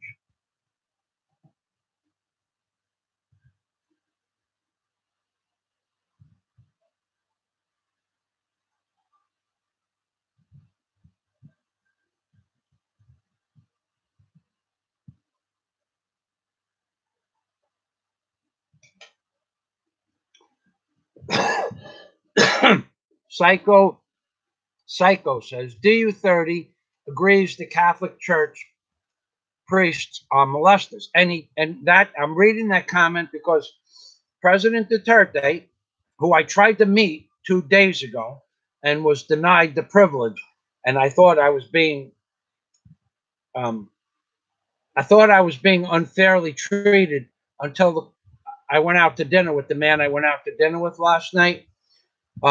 I wanted to get, first of all, Psycho says DU30 agrees the Catholic Church priests are molesting children, because he himself has admitted to President Duterte in an article I have in a video. I would have to find it, but President Duterte said that he experienced some form of molestation by priests when he was a child. And he despises the Catholic Church for that, and that the fact that they have destroyed so many children's lives in this country. So he's right. Now, I wanted to meet President Duterte. Now, you people think I'm kidding about this, but I'm not. I called up the mayor's office several times, and also the Division of Tourism. I spoke with the captain of the local police department in person, asking him to bring me to the airport opening, and he himself wasn't invited. Okay, so now when I called up the mayor's office the other day, I called up the mayor's office 3 weeks ago and asked for a pass to get into the airport that's opening in Panguil, and they wouldn't give me a pass to get in on inauguration day. So I'm saying, well, I make videos about the Philippines. I would have made a really cool video. Actually, I wanted to shake Mr. Duterte's hand. But so the bottom line is, so I said, you know, okay, I'm not going to argue with the mayor's office, by the way. That ain't going to happen. I said, well, I gave them my name and my YouTube channel, and I said, well, if you can see your way clear, here is my name. You just Google my name, and you'll see my videos up on YouTube. I'd like to get a pass to make a video. And the woman said, passed me on to a man, and the man said, well, you're welcome to come on the next day after the inauguration, which was yesterday. But by chance, I went out with one of the mayor's friends last night to dinner, the mayor of Panglao. I won't mention the name of the man or the mayor, but I went out with a personal friend of the mayor of Panglao's to dinner, and Daisy and I invited him out to dinner, and he brought his 3 assistants with him, his secretaries. So I said to the gentleman, I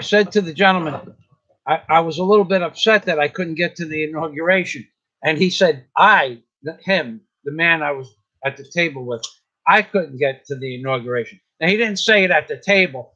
I went to his office to discuss some business with him earlier in the day. He didn't say it that he could. He said, I can't get in. And I'm friends and on a board on the Mayor's Association. You know, they do business together. Let's put it like that.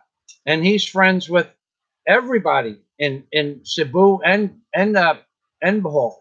So I felt a little bit better, and that's not why I took him out to dinner. He has done me some favors in the past, and we've become quite good friends over the last year and a half or so. And he's just a good man to know, and also has ties to things that if you needed help in the Philippines and you were a member of my Patreon account, I could guide you to this man if you needed help in like, say you wanted to deforest 20 acres of land. You need to go to see this man. You can't do it. You could see one of a few men like him, but you can't do it without somebody like him. Then you need to have that person that can do the job, have the connections, the political connections to get the permits and the building permits. So, so moving back, yes, Psycho says, and so what Psycho says is true.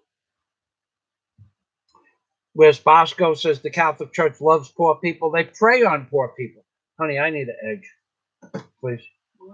A boiled egg with 1 piece of bread, please. Just crush the egg onto the bread, Polyhook. Okay.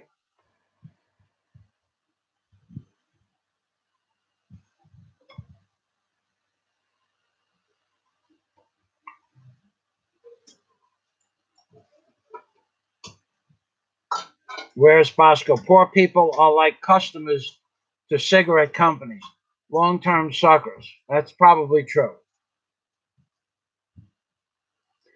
Psycho says, yeah, because Catholic girls have good beliefs.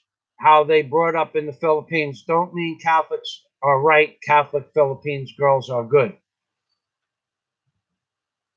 Sure, there's a lot of truth.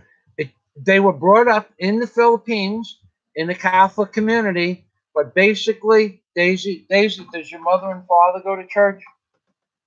No, just her mother. So, but still, between the mother and father, Daisy was instilled with nothing but good habits and traits. Okay, Daisy doesn't lie. She doesn't steal. She doesn't take my money when I leave it in my pocket. She doesn't ask me for much, if anything at all. Yesterday, she bought. Can you show the canton? Do you have the bag with the canton in it? You put that back again? Yeah, I told you. Okay, all right. See, so she likes the hot canton, which is okay, but it's got that package of poison, Macahilo, in that. It tastes good. It tastes really good, but it's not good for you. No, that's okay.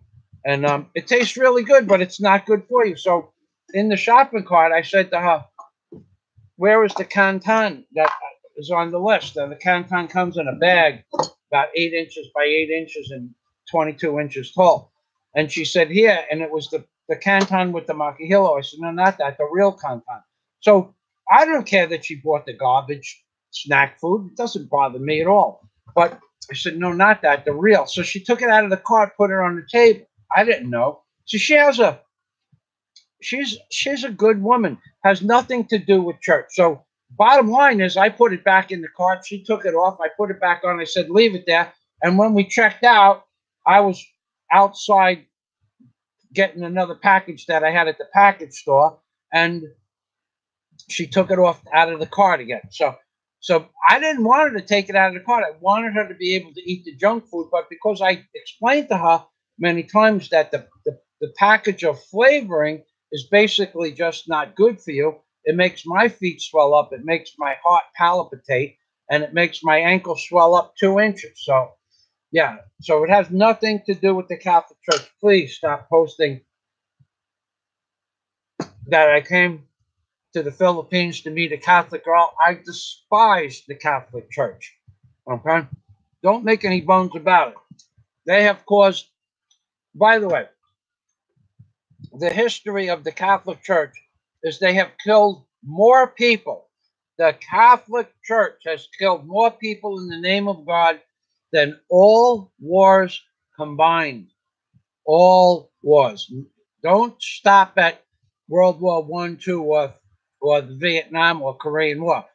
All wars combined over the history of this world, the Catholic Church has killed more people. So I despise that they hide that fact.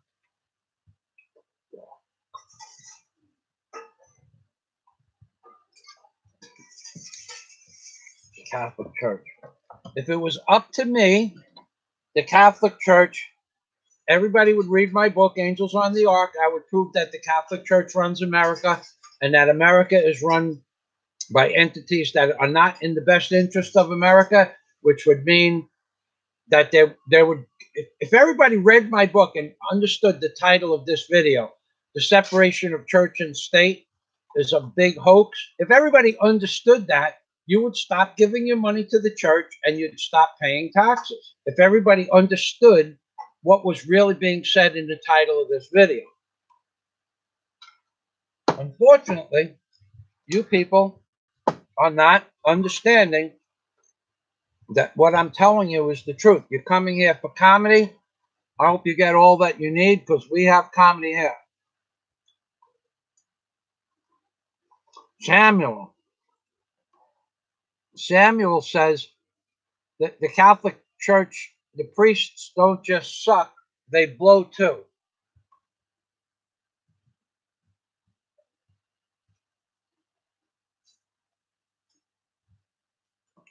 Okay. I saw the comment, Sasha. Thank you. That would be great. I would even go to wherever he is and visit him. But I'm going back up to the comment section. Yeah, but Sasha, just one more thing.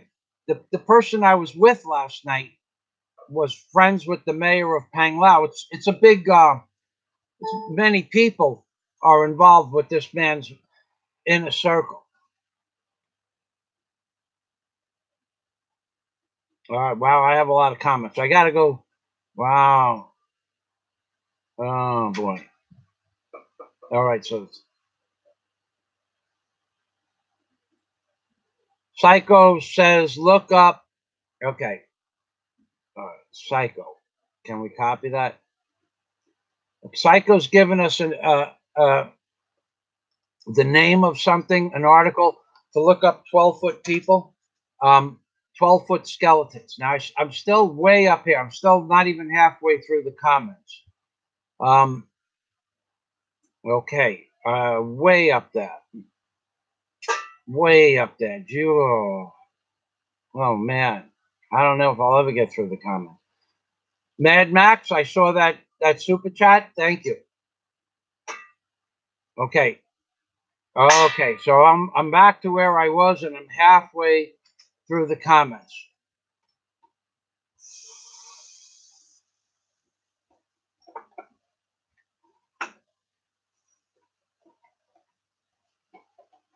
Mad Max says, Catholics are going to heaven, though, even with the bull crap I just mentioned. Of course they're going to heaven. It's those $2 donations into the kitty that makes all the difference in the world, by the way. As long as you're stuffing the coffers with your pesos, there's no way that you can go to hell. Can my girl make adobo? Psycho says, yeah, she can make adobo. She can cook anything. She even knows how to make a good Catholic, a good Italian sauce. All right.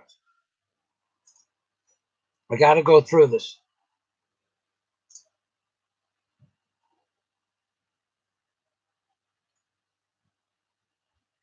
Oh, boy.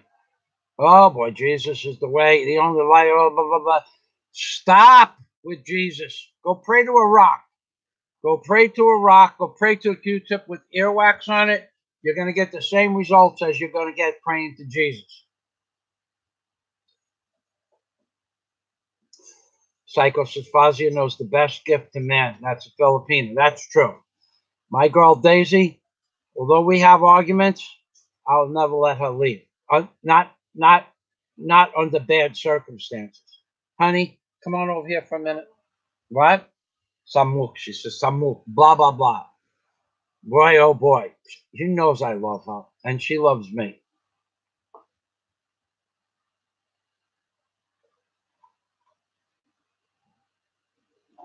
The church wants to fall down. Probably seen my videos. Not just my videos. The Duterte says the same thing I say. I have a video up. It's going to take time to find it, but it's it has to do with the Pope. I could probably find it. And I'm in the bathroom where I use a picture of the Pope off Time magazine to do something in the bathroom with.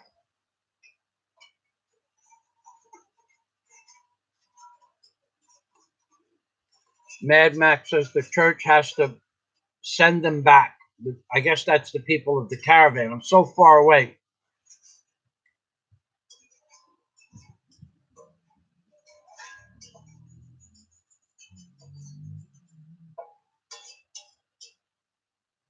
They do, Psycho. They have the people brainwashed there.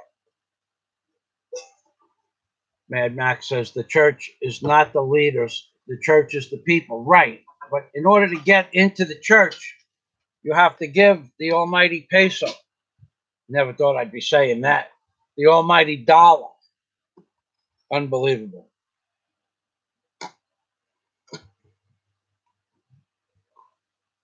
Where's Bosco? They're extorting money in Mexico. Oh, that Mexico is a good. What about talking about the church? How did the church become prolific in Africa? They went in and killed all the witch doctors and the medicine men.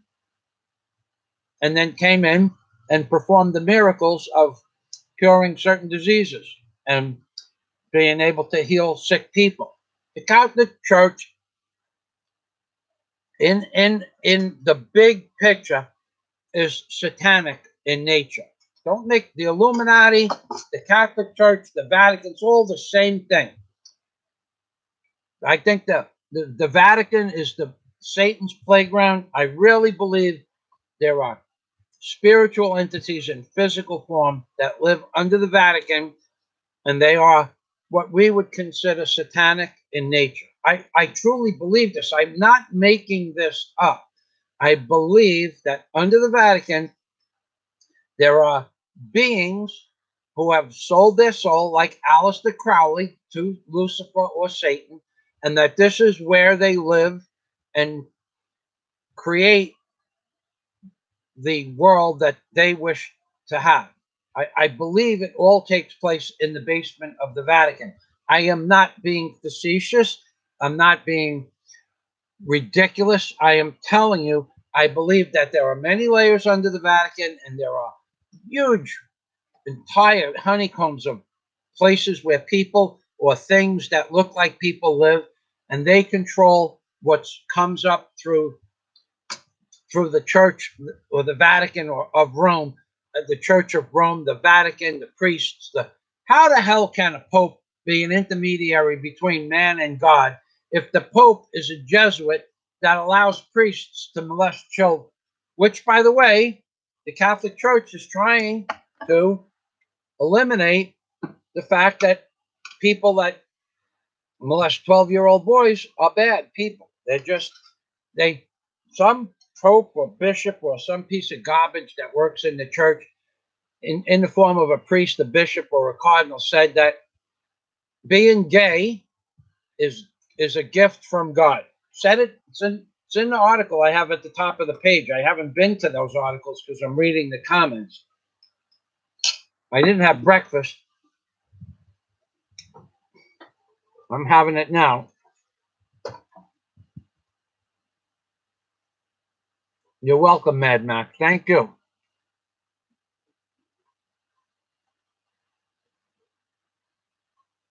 Yeah, nothing personal, Mad Max, but there are things that you say are true, like the videos that you make on your channel and push on your channel are great videos. But what's not true is the men don't come here to find a Catholic girl.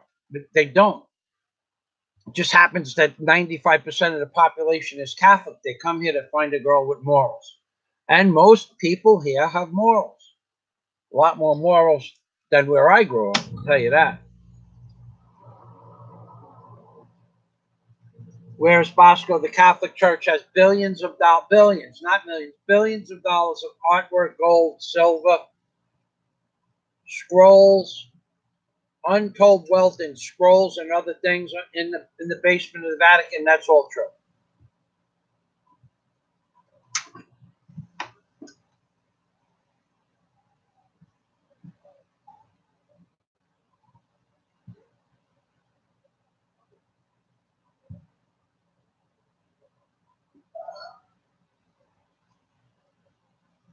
Whereas Bosco has the right attitude. Don't date American girls.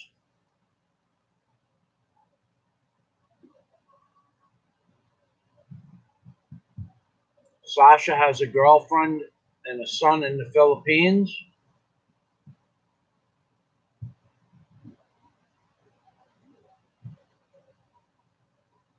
Don't give me that horse crap. If there is no God, where did we come from? Not interested in that opinion. That just shows me, Ray, that you have no intelligence when it comes to what created this universe. If in fact it even exists, which only 2 in every 1,000 people would understand what I just said. And I'm not going to explain it to you. If in fact the universe even exists, if in fact the universe and all we know even exists, where did the earth come from? That's just ridiculously stupid from anybody who has ever experienced the true thing or cosmic consciousness that we call God or universal consciousness. Everybody that experiences it for more than a few minutes knows where the earth and the universe came from.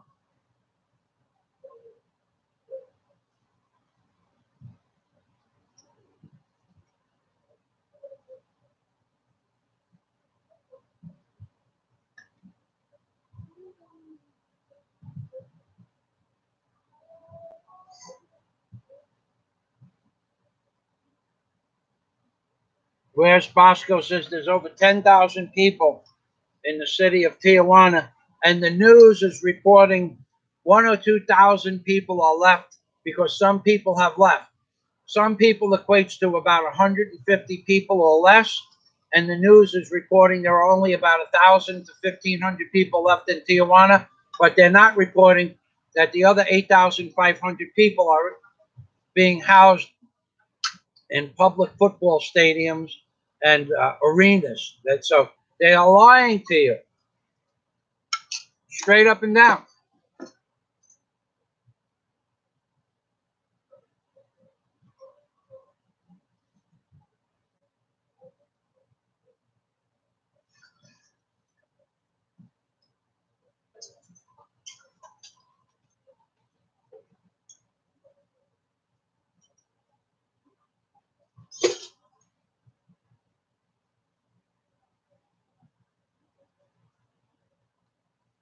Whereas Bosco has some seriously powerful thoughts on how to deal with the caravan that I have to agree with him. That would stop the caravan.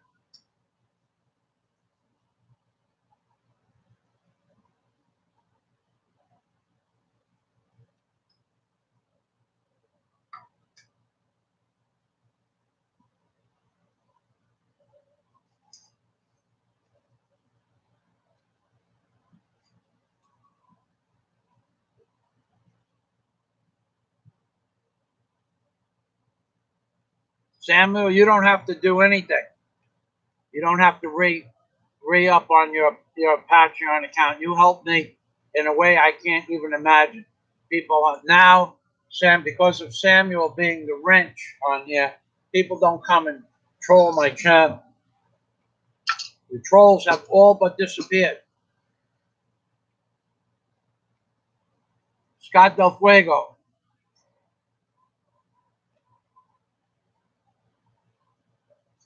You have a hotel to build and a life to live. No time to waste.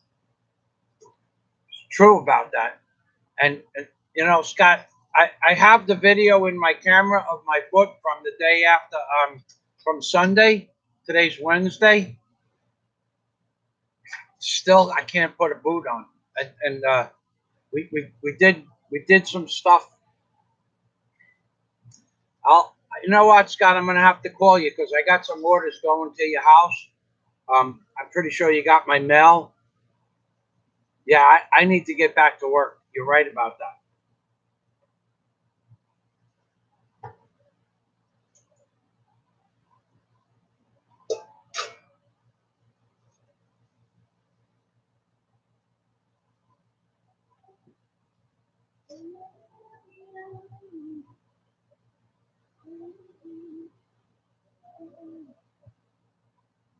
Whereas Bosco says Mexico has deported 500 migrants and arrested 500 migrants and is deporting them right now. That I saw. I saw them put it on some kind of Mexican Federale plane jet.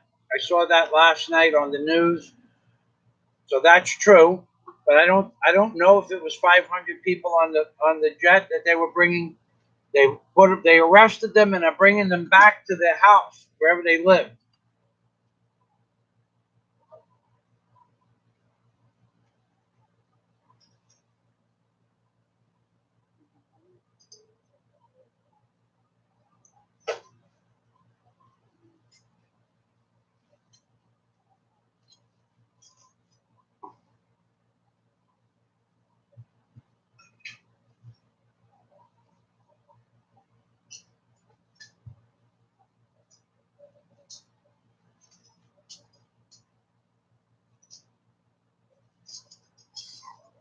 Samuel makes a good point.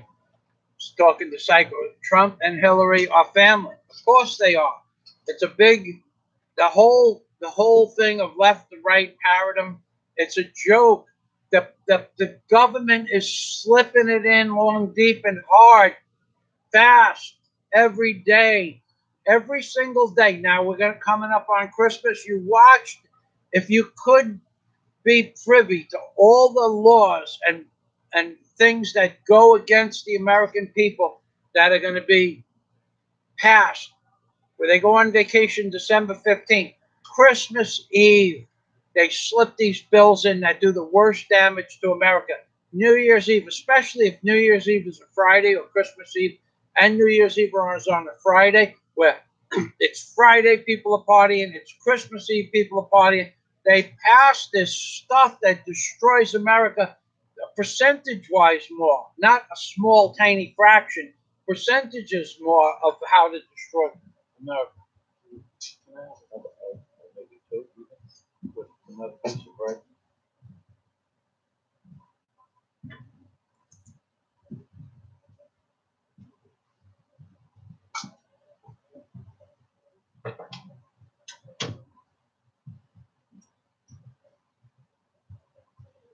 Whereas Bosco's, I don't know, Scott. It's got to be. It's got to be. There are a lot of trolls. There are a lot of trolls, but not so many being blatantly trolling like because Samuel is wielding the wrench, and he does a great job with that. So you can thank Samuel for the major troll population is now deceased. In fact, just to give Samuel a shout out, there were some douchebag named Gogo Bobo's and Gogo Bobo's sister. He's an effing troll. Okay, he's gone. Okay, now he was trolling somebody else's channel, gone from the other. And then I watched another live stream, gone from the other. Now he's supposed to have his own channel. And no one watches it. Nobody of any worth watches it. Samuel eliminated Gogo Bobo and the sister. They're trolls. Why do grown adults, maybe they're children, I don't know who they are.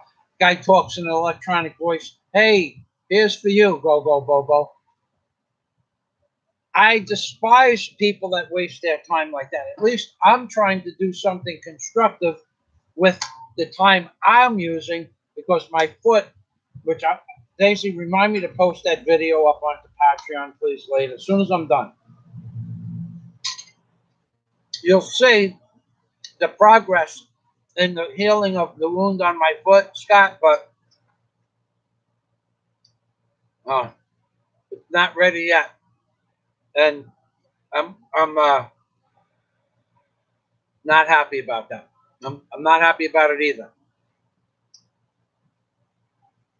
Scott, Sasha says, sorry, I was a guest of someone rather important in the Philippines government.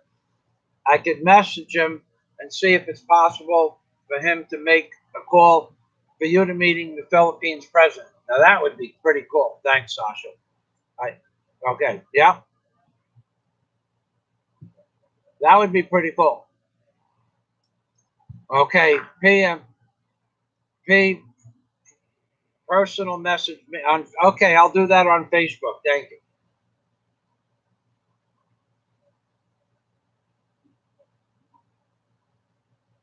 And you could tell your friend that my stamps, I've never been late on my immigration, and my immigration is paid for months in advance at all times, and I left the country on time, and that I've never had any issues with any of the police in the Philippines. Pretty much. My only interaction with the police in the Philippines is a while back, I stopped in to get directions. And you could look up this video, Michael Fazio in jail in the Philippines. And the men in the jail asked me to buy some pan. So Daisy and I went across the street and bought some pan, bread, and brought it back. And I gave it to the police officer.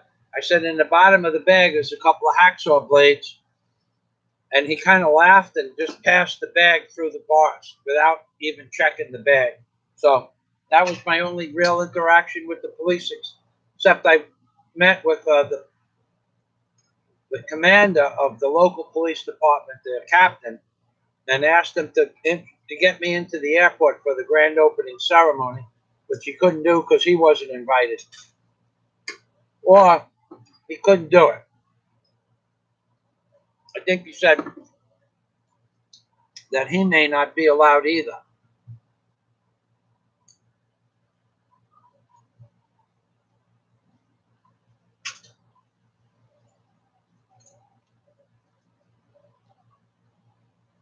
Now, Psycho says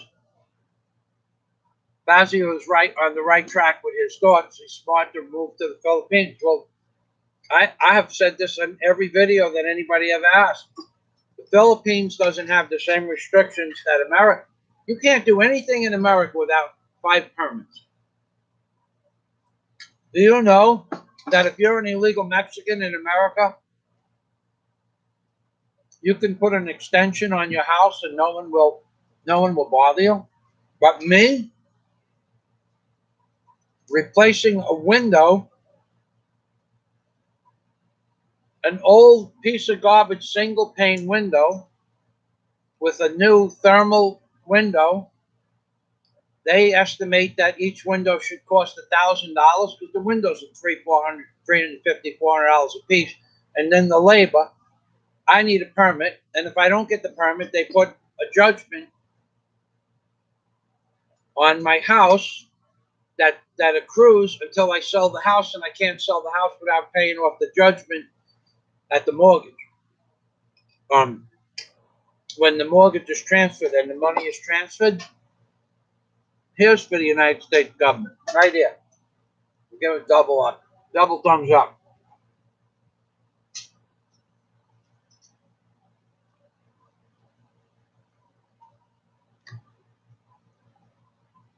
Yeah, psycho. I saw that. Trump didn't lock up Clinton because Trump and Clinton are two peas in a pod. They're two globalists. They're two New World Order aficionados.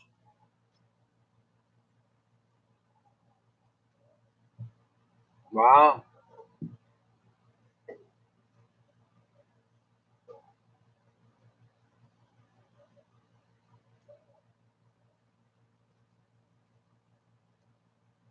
Wow. How long? I'm going to address that question as far as me being Italian in a minute. And also, Merry Christmas 2.0. Okay. All right. So we are past that. All right. We're coming down now. Adam Gardagian,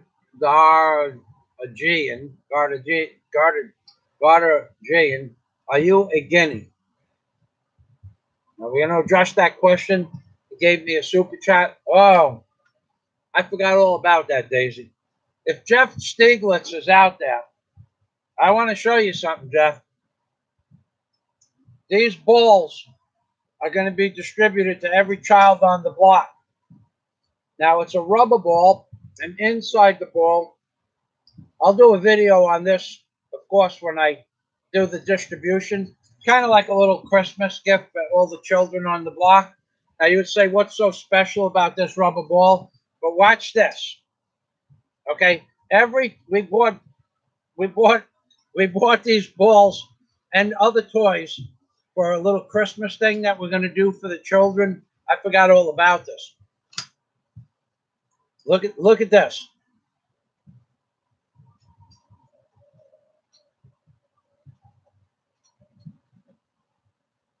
I don't know how long. It shuts off in a few more seconds, but it's operated.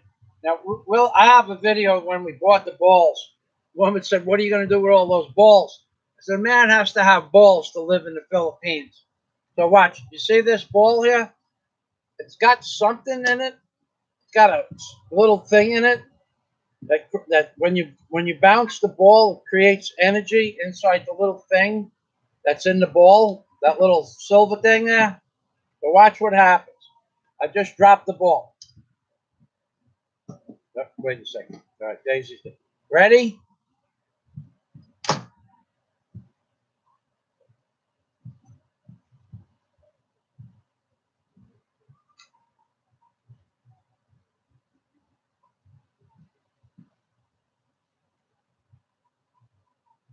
The coolest little ball. We got 6 boxes of these things, and we got a bunch of other balls. Where's the other balls, honey? I forgot all about this. I'll do a live stream on our children's. I might even take the computer outside. Anyway, we got one of these for every child on the block. And then we got big balls and other kinds of balls and some helicopters that you push on the street. And yeah, the top swirls. So we're going to do something for Christmas for the children only. And all of that was donated by Jeff Stiglitz, which I'll do a live stream and show you the boxes of the balls for the children when I in a live stream. And so yeah, I'll just put this over here. So some of the money from the super chat, well, all of Jeff Stiglitz's money. I asked him what he'd like me to do because he did a $60 super chat for dinner, and then he did another $10 super chat for the sides of food, side order like a fries or onion rings or something like that. And I thought it was too much. I thought it was overwhelming, $60 to $70 for a super chat. So I asked him what he'd like me to do with it, and he said, do a dinner for the locals. Well, I'm friends with all the locals, so I can't decipher who's coming and who's not going to come. It has to be an open venue. At that point, let me explain this to you. You have an open. If you tell everybody on the block they're invited, they're going to invite all their friends. It could easily turn out that the 100 people on the block, 110 people on the block on any given day, it could easily turn out to be 150 people, which would cost $1,600. So I said to Jeff, I looked into the catering for that for a Christmas party. Out of the question. 5 days of my life, $1,600 of donations that I don't have. And I said to Jeff, if you want to donate $1,600, I didn't ask him. I said, but I need $1,600 to do the party. If you are inquiring how much it costs, here's the cost, $1,600. I broke it all down for him on Facebook. So he said, well, maybe you could do something else. So we decided instead of doing a dinner, we were going to do a spaghetti thing with spaghetti and meatballs, but that's too much work. And then again, the parents are going to eat, and then we won't have enough food. That's out of the question. Then we decided that we were going to buy all the children a pair of shoes. When we went and looked at shoes yesterday, we went to 4 stores. The average pair of shoes, a decent little pair of flip-flops, was 60 pesos to 100 pesos. Okay? And that wouldn't have been so problematic. But what was problematic about that is how many small pairs of shoes you buy for the children. Like, a little pair of shoes, 3.5 inches, was 100 pesos, or $2. And a big pair of shoes, now the little shoes had like a back on the heel. The big pair of shoes, they were 60 to 70 pesos. So how many pairs do we buy? Where do we stop it at? 10 years old, 12 years old? I can't be bothered walking down the block. I mean, it would take a whole day to go knock door to door and see how many children there were, how many different sized pairs of shoes we needed, so that everybody would be guaranteed to buy a pair of flip-flops. Well, candy is out of the question. So we picked up, we have a whole bag. Where's the other bag? Give me the bag.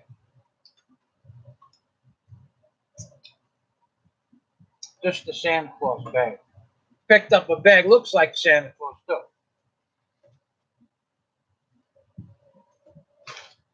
Just a small one. Okay. This is the big one. Looks like a Santa Claus bag, yeah? Honey, give me the knife. Take this.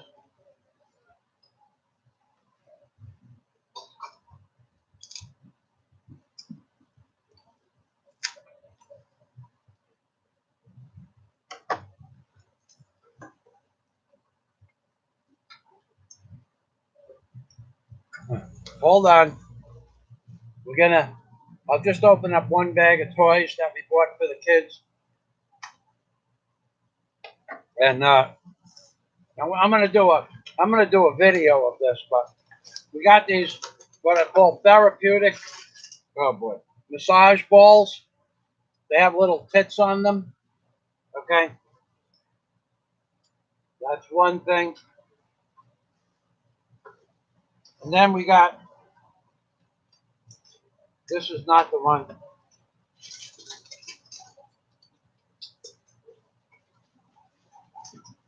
Several boxes, 6 boxes of these. Bounce balls, high bounce balls. I'll have to lay it out one day. And then in the other one, the other box, we have these toy helicopters. Get it. See if you can find one of those toy helicopters, Daisy. Please.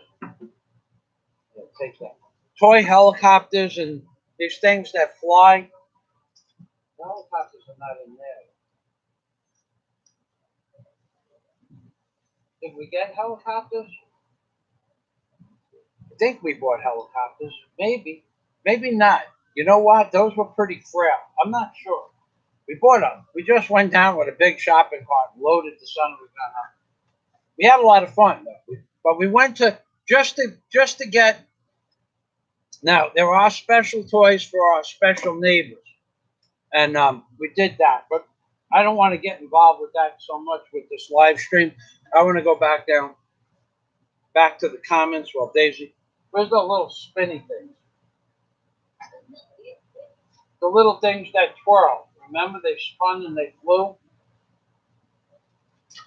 Yeah, we got a bunch of stuff like this. This kind of stuff. These little things that a little kid that you can. Now we were going to buy guns for all the kids too, because the guns here, the toy guns, still shoot projectiles, but they have some of the coolest little guns. They shoot. Everything has a dart on it. But as you know, when we were kids, we took the rubber cushion off the dart that sticks to the refrigerator, and we shot it without the dart. I don't want to be responsible for children losing their eyes, so we bought a bunch of stuff like this. They got another bag full of shit. Not shit, but yeah, well, it's all made in China, so it's all garbage. But something for the kids for Christmas. If 85 kids show up, then we have enough toys for 85 kids. And we have a couple of special toys in another bag for the local kids that are immediately behind the house here, and that I'm friends with their mom and dads. So moving back down to the comments. So Jeff Stieglitz is responsible for most of what you saw and most of what we have in these two bags, and there's other stuff. We didn't have room. We put it outside in the container. So where's Bosco? Okay, so Adam, Gad, Orion, am I a guinea? Well, that's a derogatory term for Italian, but I'm a derogatory Italian, so I guess I am a guinea by definition. I am derogatory. I am Italian. It's a slang word for, let's put it like, it's a slang word for Italian. The answer is yes, because I fit the description: Sicilian, American, Italian with an attitude. It's the same as using the N-word to an Italian. Now, that man now asked me if I was a guinea, right? So I don't answer his question. He asked it several times. Aram Gadarajian, whatever that. Then he gave us $2 super chat, which, by my word, if you give me a super chat and have a question I'm not addressing, I have to address it. So, yeah, I'm a guinea. And I don't take that as a derogatory comment as much as some people I grew up with. In fact, I grew up in a kind of neighborhood that was pretty open-minded about calling people different names. The Chinese had their nicknames. No one bothered about getting upset about that. But I had friends of mine that if you call them a derogatory Chinese nickname, I had friends of mine that were Chinese that would end your existence over a derogatory term. I had friends of mine that were Italian that would end your existence over some derogatory term. I had friends of mine that would do things like that. Me, personally, I don't take much offense to that. But there are people in this world you could do it here on YouTube because nobody could reach through the computer and rip your throat out. But in real life, there are people that would do that. You could look up, I'm not going to mention their names, but there are people that would do that to you, Chinese and American, and more so with the Chinese. They would not, you could get away with a lot of stuff on YouTube that you can't get away with in real life, dude. Merry Christmas 2.0. How long do you think till America falls? I don't know, but I'm saying 10 years maximum. Okay, there's a lot of reasons for 10 years maximum. Okay. Obama, I got a guy the other day. I got to talk about this guy the other day. What a piece of garbage. Human fecal tissue with arms and legs. I did an Obama video for Thanksgiving. I don't know where it is. Let me find it. I'll tell you. You guys can do a survey. You guys can do a survey on this video. I'm going to give you the link. Okay. And Obama and Larry Sinclair were eating Thanksgiving dinner at my house because I invited them to my house, and I had the Mr. Obama. Where is he? Puppet. Mr. Obama puppet. Hold on. He's never very far. No. There he is, hiding in the corner. I just throw him wherever I want him to go at the end of the day, and he just stays there like a good boy that he is. So I had Mr. Obama and Larry Sinclair in spirit, because Larry's dead, and bobbing for pickles with the crew of Brokeback Mountain. And what they were doing, where they were having turkey dinner with mashed potatoes and gravy and everything, but they were also getting ready to party with the guys from Brokeback Mountain, where they were going to bob for pickles. Now, I personally thought it was funny, and so did a lot of other people, but these guys have no sense of humor at all. So I'm looking for the video now. So he gets on to my channel, and he calls me just about everything that you could possibly imagine. Hold on.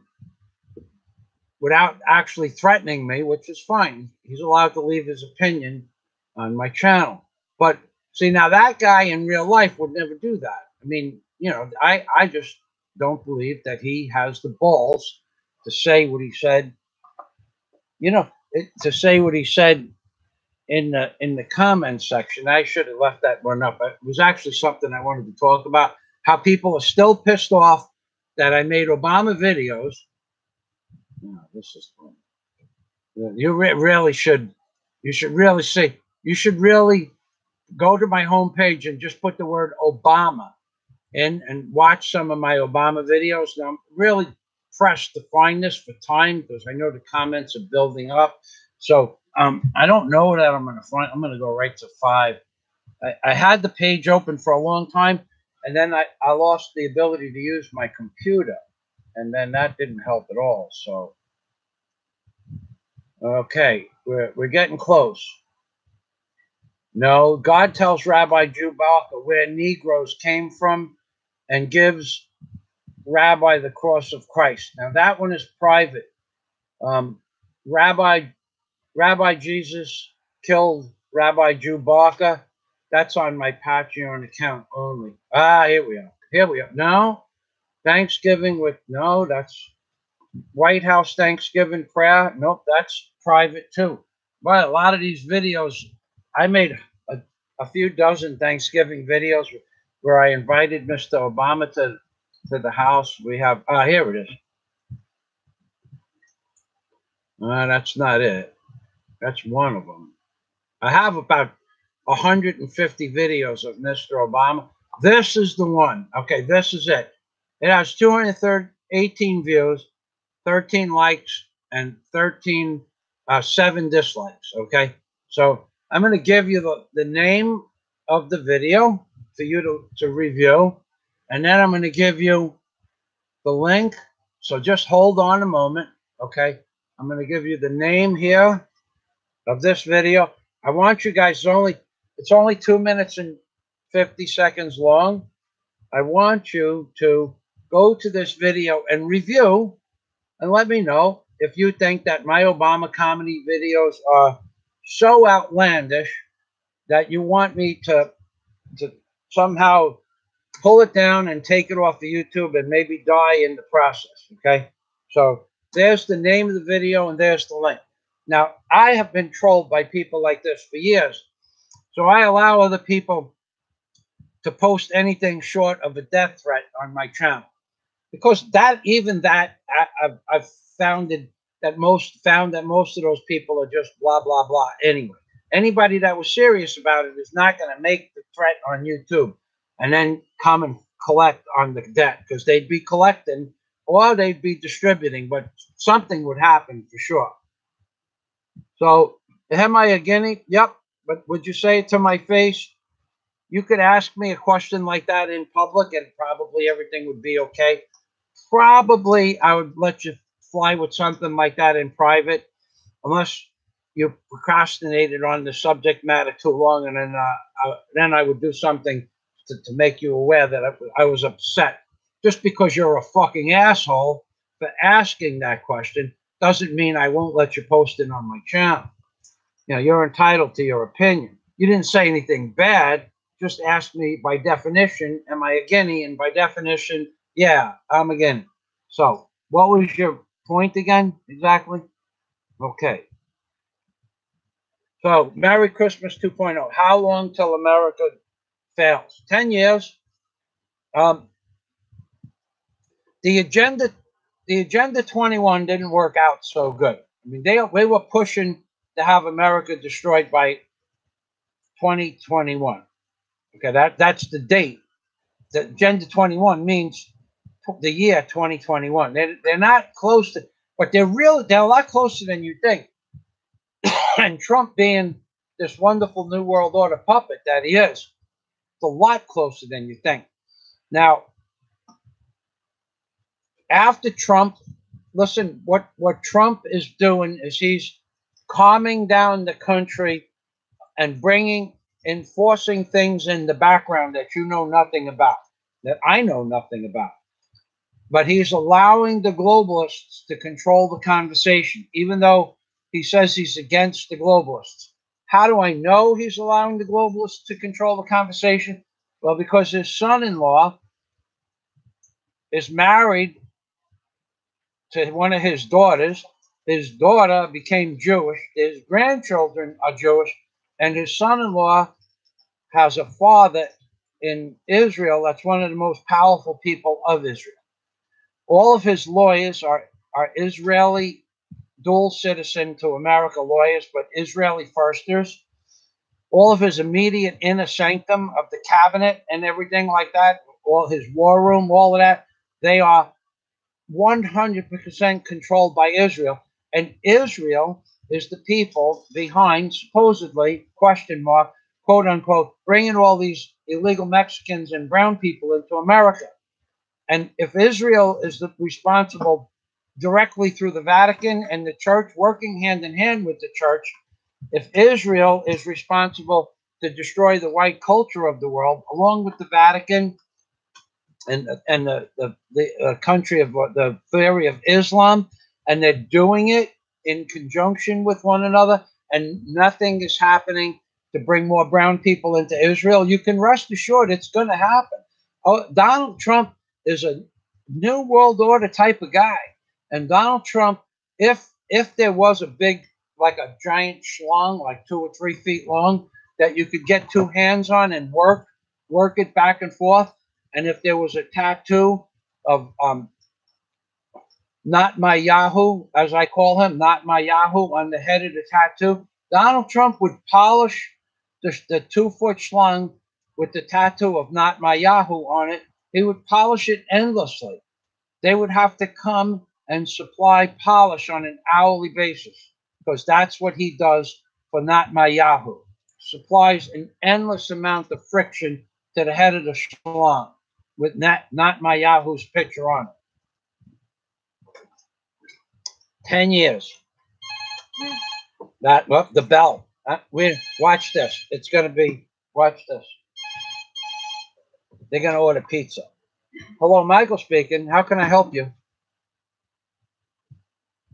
You want to order pizza? That's what you want, pizza? Sir, that business closed down several years ago.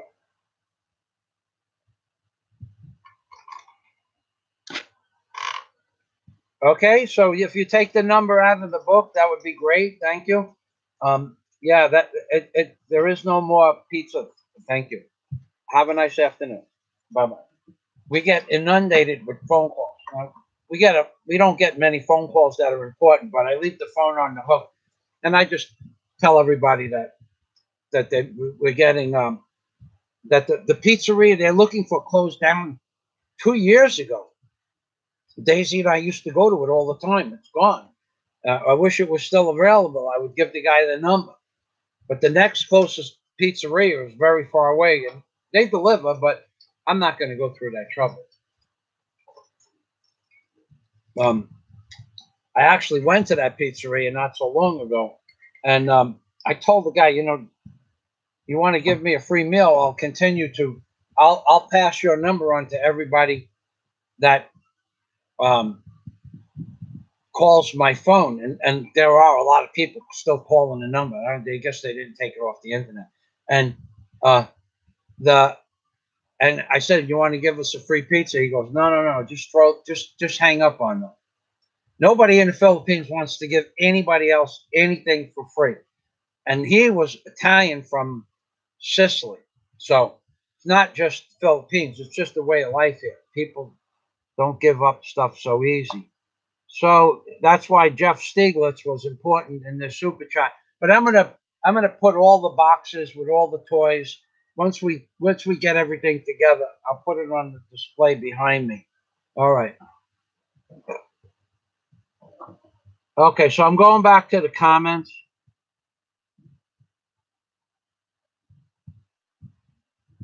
Samuel wants to say hello to Daisy May. Can you come over here, honey? Okay, wow, you're right. Aram Gadarigian says he's the person that asked me if I was a guinea, but that's okay. Like I said, I don't take offense to that. He didn't really say it in a sarcastic manner. He just asked me a question. But I have to tell you, there are people that would be offended. I am not offended by it. But Daisy, Samuel wanted to say hello. Hi, Samuel. Samuel and Daisy and I we try to talk about once a week, sometimes every 2 weeks. I have quite a few people that I talk to. Most of the people I talk to in person are members of my Patreon account. And even I put to the membership, I put out a general message. If you want me to call you, just tell me when you want me to call you. Most people of my Patreon membership don't want anything. They don't even watch my videos. They just want me to continue to make videos about political commentaries and Mr. Obama, because Mr. Obama is a pretty hot topic even today. Well, so you have to remind me to two things. What was the first thing before? Remind me to put the videos. Patreon. Remind me to put Obama videos up on Patreon. And to my foot. Oh, the video from my foot. Right. Okay. So, but most of the people that are members of my Patreon account they don't even watch my videos. Now, Carl Vella, who's the newest member of my Patreon account, went nuts over there. And if Carl is watching, thank you. He went completely insane with his pledge. So just off the chart. So, but if he can do it, I asked him to bring it back down to $10, and I asked everybody that was over the $20 mark to bring it down to $10. It'd be more than reasonable, and no one did. So, thank you all. And I don't know if most of the people don't even watch my videos. They don't watch them when I post them privately. They probably don't watch them here. So I'm going to go back to the comments. Say goodbye to Samuel. Goodbye, Samuel. Thanks, Samuel, for being. Daisy's very shy sometimes. So say goodbye. Thanks, Samuel, for being the wrench, the moderator. Say thank you, Samuel, for being. Thank you, Samuel, for being a good moderator. Thank you, Samuel. You're number one. You're number one, baby. Okay. Thank you, honey. What are you doing over there? Nothing. Okay. Yeah. I just enjoyed the hell out of these balls. Wait, Daisy, can you get the? Yeah. I want to show you something else that's inside the balls, but you can't see it because of this tape. You, I'm going to show you. Each ball has a different type of thing inside the balls. Where's Bosco? The Pope has a castle, and the flock lives outside the castle like peasants. Yes. I did answer your question. I just, the problem was I am reading comments from a half an hour ago. So, yep, I hope that you're happy with that question. Samuel moderating the, yeah, if you give me a super chat for even $1, I'm answering your question, dude. If I see it, I'm going to answer it. So I got to it. You got your answer. Yes, Mad Max Risen. Okay. The current Pope is a Jesuit. Now I'm going to give you that link right now. Okay, I'm going to give that to you right now. The Jesuit Pope. I'm going to give you the link right now to the Jesuit Pope. I'm going to give you the link to the links. YouTube is frowning upon making direct links to articles. And I don't know which one of these videos I have up on the board. So up on my tab. So this link will get you directly to the Jesuit Pope right here. Let tell you what I'm going to do. Jesuit Pope, P-O-P-E. I'm putting that down. Jesuit Pope link below. I put Jesuit Pope link below, and now I'm posting the link. Okay? There you have it. Plunk. Okay, Bosco. Okay, that's true. Yeah, the Pope is a man in a bathrobe. And you know how that goes. Usually when someone walks out in a movie and they have a bathrobe on, somebody else is getting ready to get bent over.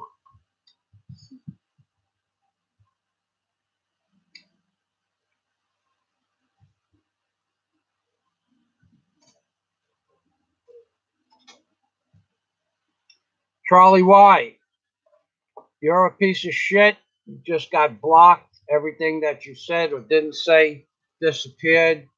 He ain't got the balls to come here. Okay.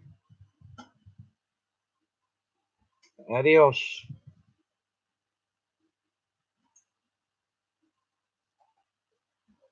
Why do you people have to troll my channel? Okay. All right. You punk ass piece of shit, Charlie Y. He ain't got the balls to come here. Tell him I said so. Stop posting on my channel.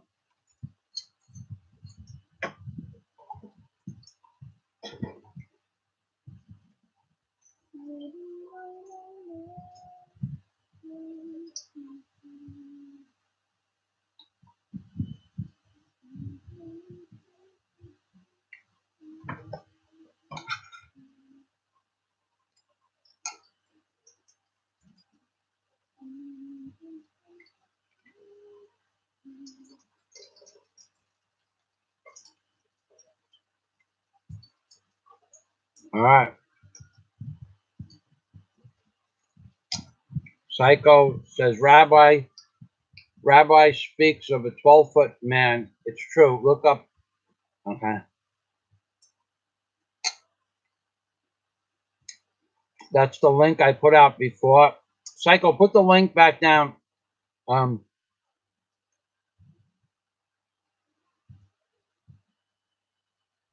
Put the link back down if you want.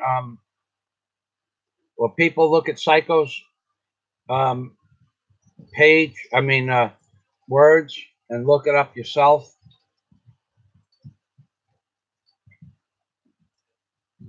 Whereas Bosco says, people keep in mind Mexico caravans without proper papers or visas. That's true. And documents, that's true. They have no documents and they're part of the problem. Mexico is part of the problem. That's true.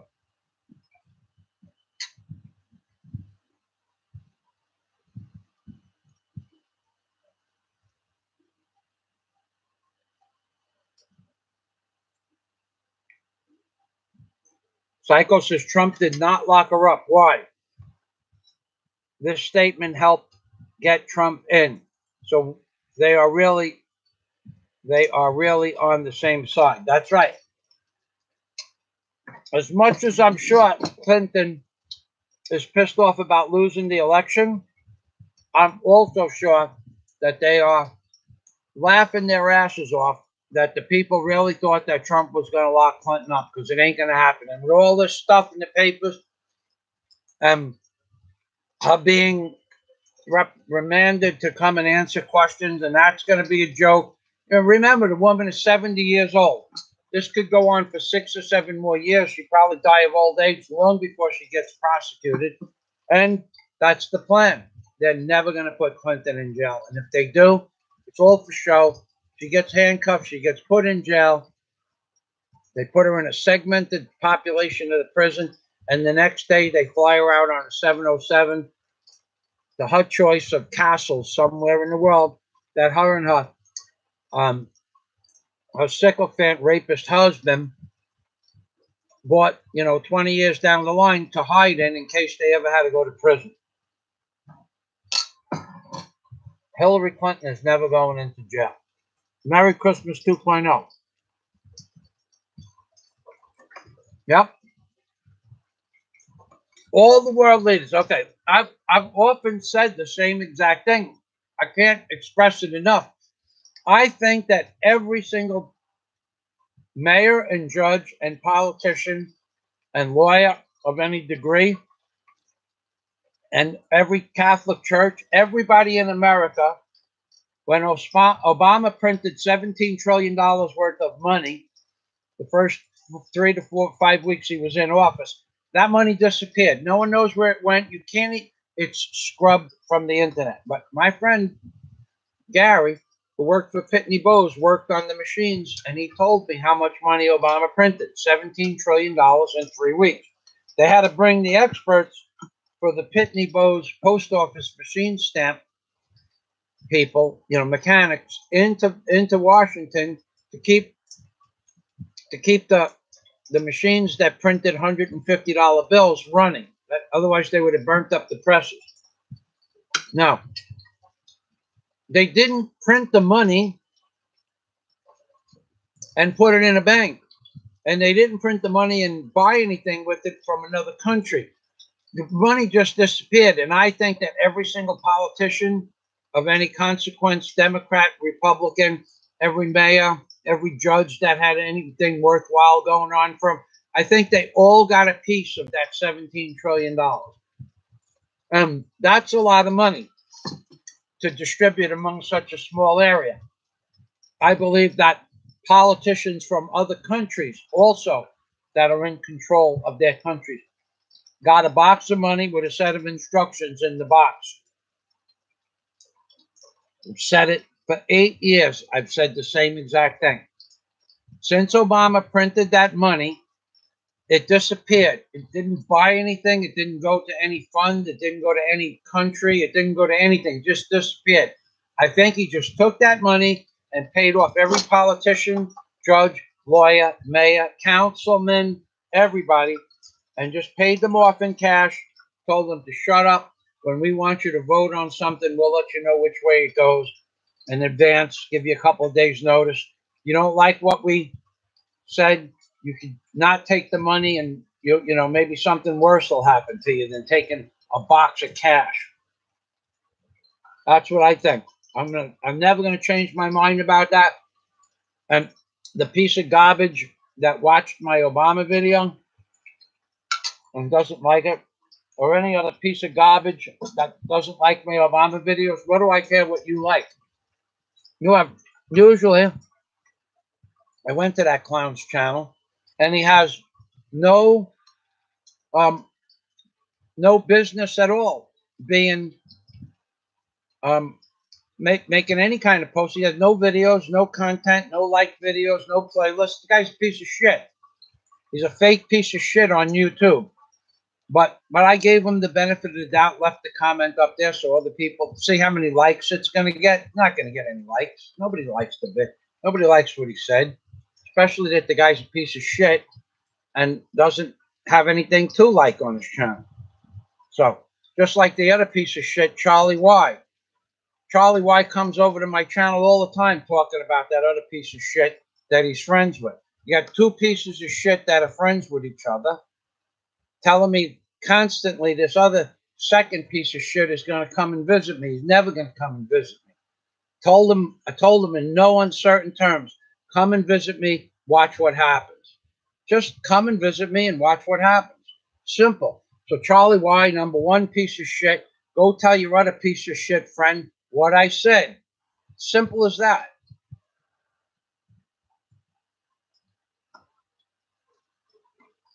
So here's inside these little balls that I bought for the children. They have a goldfish in there. And then at the bottom is some kind of metallic energy creating thing, little metal thing right there. And when you take this and bang it, it glows. And here's it makes electric. I thought it was like a really cool gift for the kids for Christmas time. And I think that really what I want to see is I want to give these out around 6 o'clock at night on a Sunday night, because when all the kids are out on a Sunday night, all the families are out socializing like we used to do in America. 4:30 on a Sunday afternoon, all the kids are out. So I'll walk down the block and I'll gather everybody up into a community, little communities. Maybe there's like 3 or 4 little places that they gather. One end of the block, the middle, and then my end of the block. And I'll gather them and tell them that all the kids are getting one of these, and some of the children are going to get a drawing to have like a piece of paper for some of the toys were a little bit more expensive than these things, which were not so expensive. And we thank Jeff Stieglitz for the balls, and thank you, Jeff. And I'll do a video on just this, but this is just so cool. So I'm about ready to say goodbye. I don't know what you can see out of this. I just don't know. Okay, here, we give one to Mr. Obama. Oh, Rabbi! Put the ball over here. I'll push the ball up into the wall. Push the ball up. Bang the ball on my chin. And look at what happens when you bang the ball on Mr. Obama's chin. It glows in the dark. So, Mr. Obama, watch this. Mr. Obama's going to play bally chinny balls. And watch this. Shoot the ball up into the air. Woo! I shoot the ball up into the air. Now catch the ball with your teeth. Woo! Oh! Capture the ball with your teeth. Ah, Mr. Obama's got, because his arms are tied up. Catch it. Put a ball on Mr. Obama's chin. Play catch with Mr. Obama. That's right, baby. Only in the Philippines. Put this down. Danny Gordon. Hello, Danny.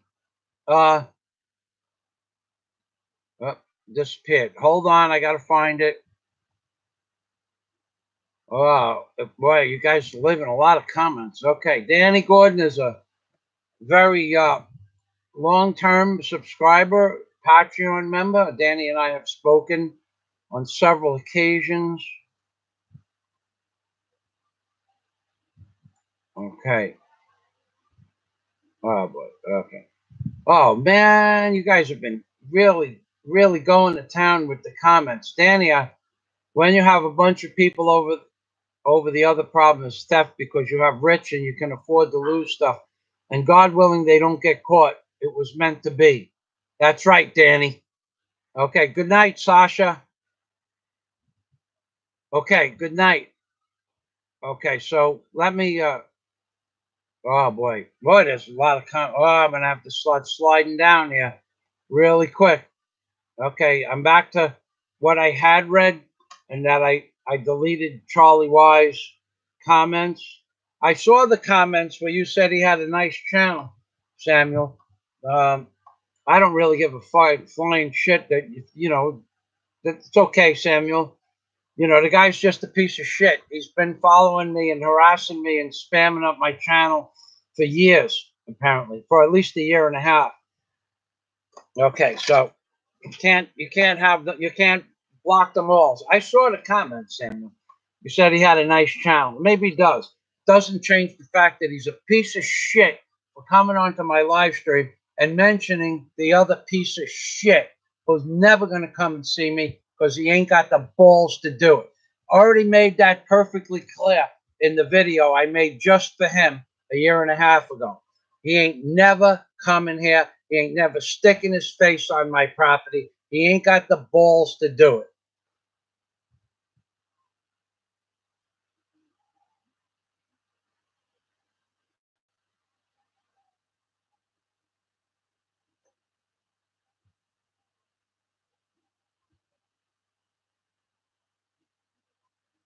Okay, so we were back down to Merry Christmas, believing all the world leaders are in on it. And I agree, Merry Christmas 2.0. Thank you for the comment. I agree with you 100%. Danny Gordon says his hopes I'm doing well. We are doing well, Danny. If you'd like, I have 2 or 3 things to do after the live stream. If you're going to be awake and you'd like a phone call, let me know.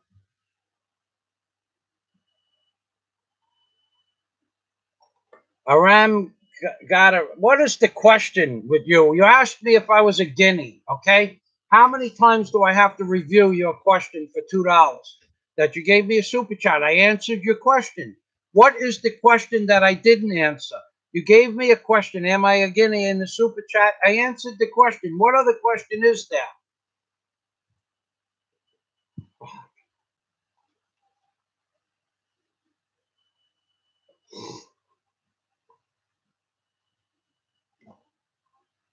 Danny Gordon. You know, Danny, that piece of shit, Charlie, is never, he's been spamming it. Maybe it is the other piece of shit. Maybe the 2 pieces of shit are the same piece of shit, but not one of them is ever coming to the hotel. Now, the one piece of shit, I know what he looks like. Believe me, he ain't coming here. Believe me when I tell you, he's never going to show up in front of my hotel saying, hey, Mike, come on out here. Ain't never going to fucking happen. Okay? Just ain't going to happen. And if he does, well, then it's going to make for an interesting video. Let me tell you. But besides that, he don't want to have nothing to really do with it. He just does this shit on YouTube for the views only. He ain't got no balls. He lives in his mother's fucking basement. He's never had a real fucking job other than doing some bullshit with advertising. The guy is a piece of shit with arms and legs. There you go. Now, go tell him what I said.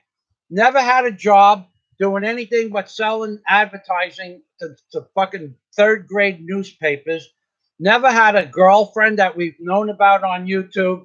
Never had anything on his channel other than bullshit. He does live streams with nothing but bullshit. When you listen to his live stream, he has about 10 or 12 different guests on. He has a girl on the live stream, and the girl has a pretty picture. Whether the girl is pretty or not, you don't even know if it's a picture of his cousin. And the girl starts talking in the picture, and every guy is there. Oh, you look so beautiful. Do you have a sister? Are you married? What kind of bullshit is that? That's not about reality. That's about a bunch of childlike, drunken, alcoholic foreigners trying to nail one girl on the channel, and 50 people say they want to date her. What kind of bullshit is that? That's not the kind of thing that interests me, but that's the kind of bullshit that Charlie Y is pushing.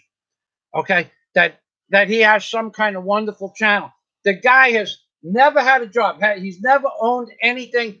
I don't even know that he owns a car, but he's never owned a Go Fast race car, never owned a Go Fast boat, never owned a crane, never owned a crane and barge company, never owned a pile driving unit, never owned a Cobra Mustang, never owned a business where they built shit. The guy is a piece of shit that has never owned or done anything except blah, blah, blah on YouTube. And he works from his mother's basement, as far as I can tell, selling advertising to newspapers and probably for indiscreet magazines. Now, I can't prove that. I just said probably for indiscreet magazines. But knowing that the guy has never shown a girl, a real woman with a real face and a real body, other than 2 seconds of some bullshit in Boracay, knowing that, I can rest assured in my heart that the guy doesn't even like women and that his woman probably has a bigger hammer than he does. That's what I can say about the piece of shit that Charlie Y is telling me is coming to my house. Now, if that's not enough of an incentive program to come and address it, well, I don't know what is. I've been saying it for 2 years, a year and a half.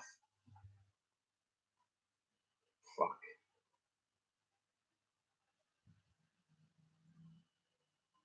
Scott? Okay, Scott. Where's Bosco? Yeah, good deal. Yeah, the kids are going to love these things. There's no doubt about it. Scott said, thank you, Bosco. I emailed back and sent you a couple of pictures of the camera box I located. Okay?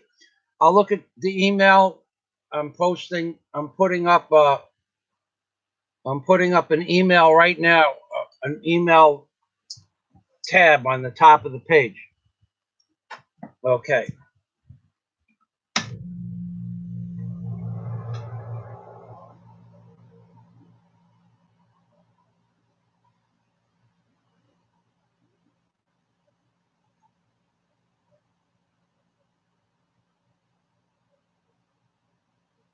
Sasha said good night.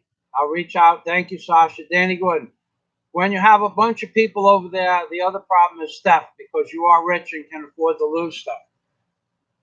Yep.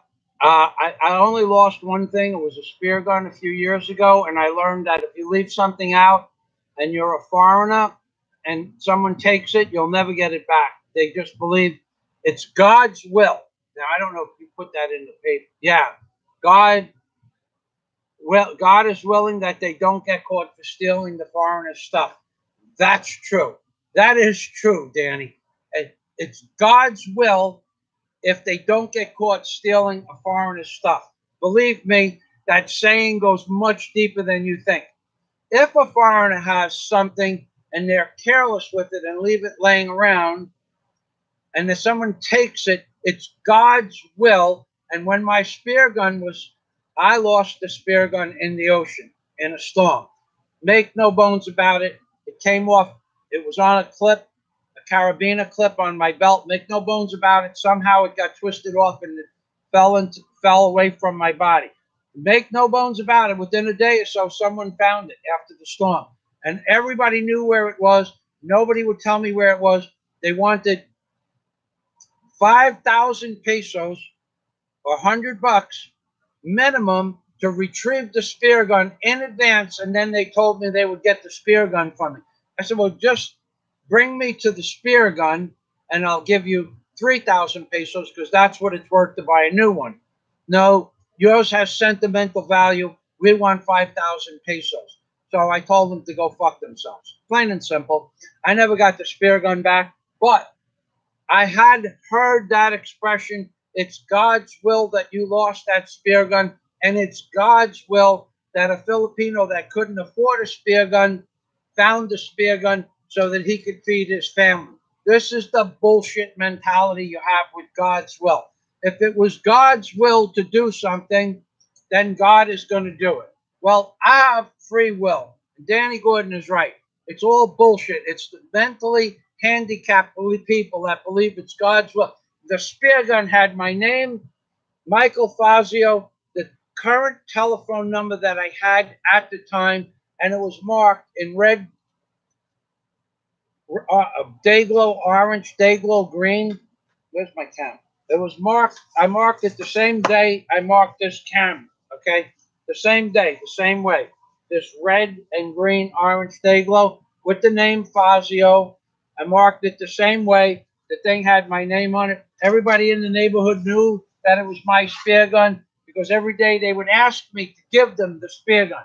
They want me to give them my spear gun so they could fish.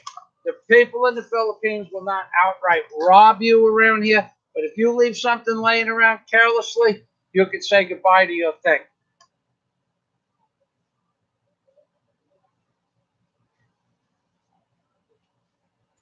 Where's Bosco? Thanks.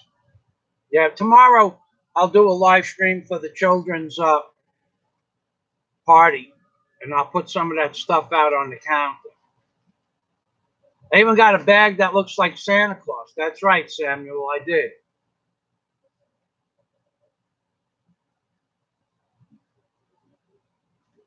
YouTube says, I suggest a hilarious comedy book read for the children. The 9/11 Report. Bunch of lying scumbags. Every fucking one of those people behind the 9/11 Report are a bunch of lying scumbags. There are 3 architects that I could name personally that I grew up less than 60 feet away to 2 of the 3 that are the biggest, most powerful architects in New York State and or the country. One of them. One of the most powerful architects. And he didn't join 9/11 because he was behind the cause of 9/11. So that's right. I'm going to expose that son of a bitch when I'm done doing all my business in America and all my money's out of all the banks in America. I'm going to expose that son of a bitch to the world and that'll be his son of a bitch's legacy to his children and his grandchildren. Their grandchildren after that.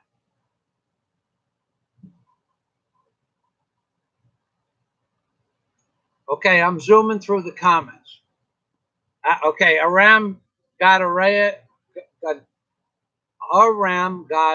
Godan Arajayan said thank you. You're welcome. Thank you for the super chat. I got to your comment. I guess you just missed it. No problem. Thank you very much.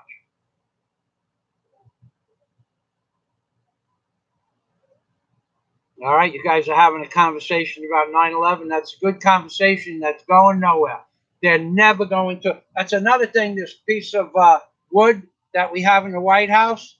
This piece of wood in the White House said he was going to expose the truth about 9/11, and he never did. He didn't lock Hillary Clinton up. He didn't build the wall. He didn't create a voter identification card that was infallible. He didn't deport the Mexicans or the illegals back to their country. He's a piece of wood in the White House, which would make a great title.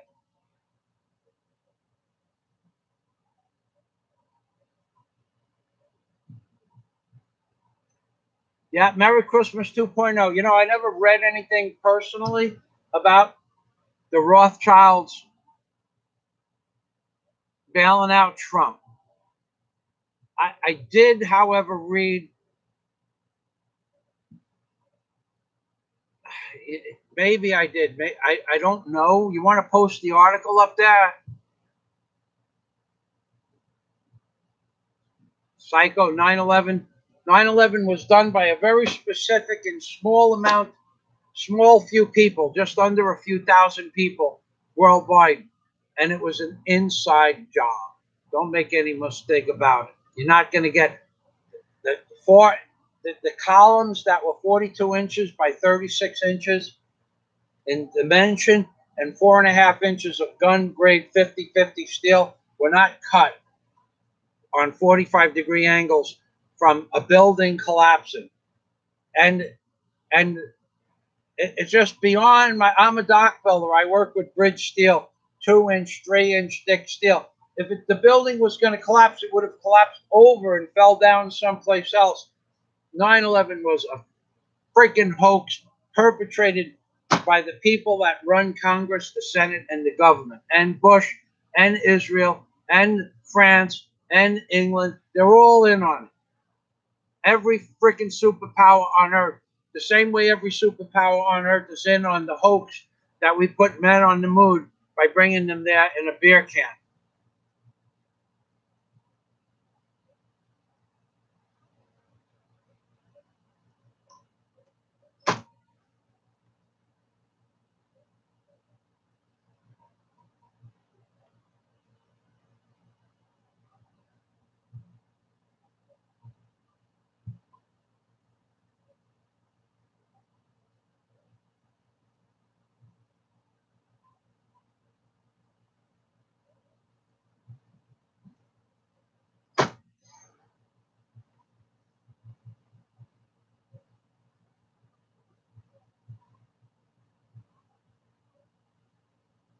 I'm reading the comments. I'm almost down to the bottom, and I'm going to end this soon.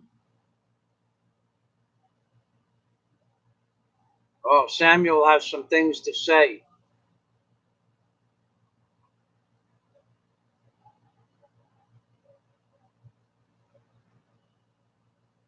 All right. Samuel is deleting messages.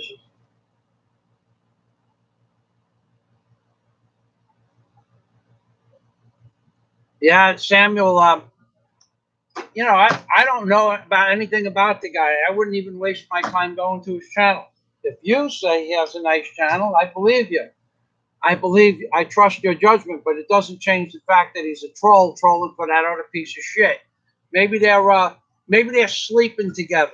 Maybe Charlie Y and the other piece of shit are sleeping together. Maybe that's a distinct possibility, considering that the other piece of shit has never been with a woman and comes to the most easiest place in the world to meet a woman and has never been with a woman on camera.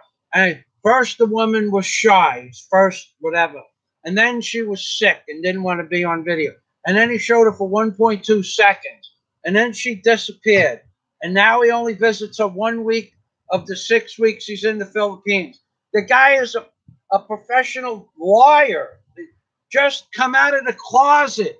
There's lots of people that come out of the closet that I don't call a piece of shit because at least they have what it takes to come out of their closet. Make a video telling everybody that you don't have a girlfriend in the Philippines, you got a boyfriend in the Philippines.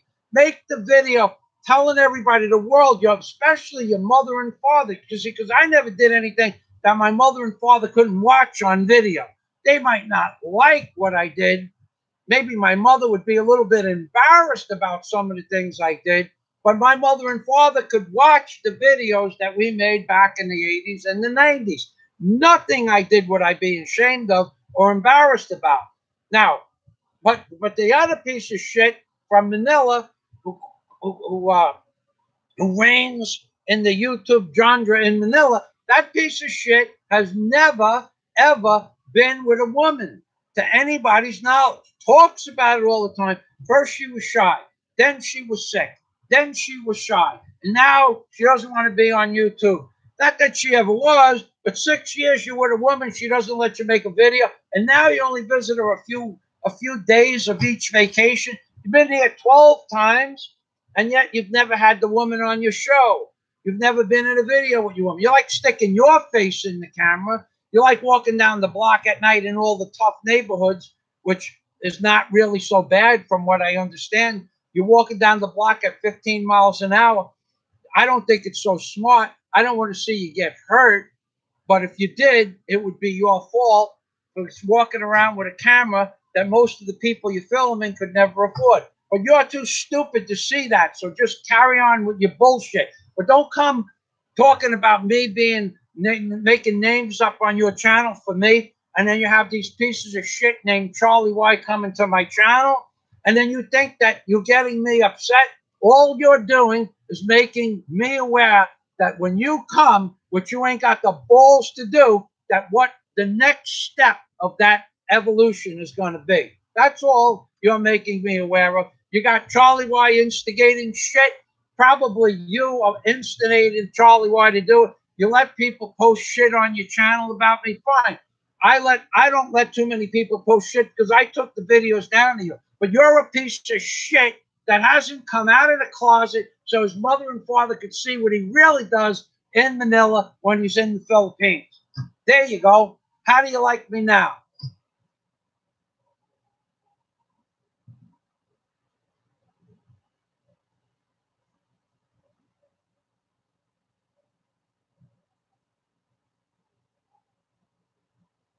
All right, I'm pretty much done here.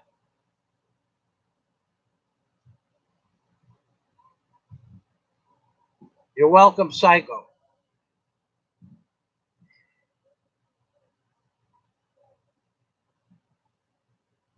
All right. Your motto says Trump is going to be a one-time president. That might well be right. But you know what? He doesn't give a shit.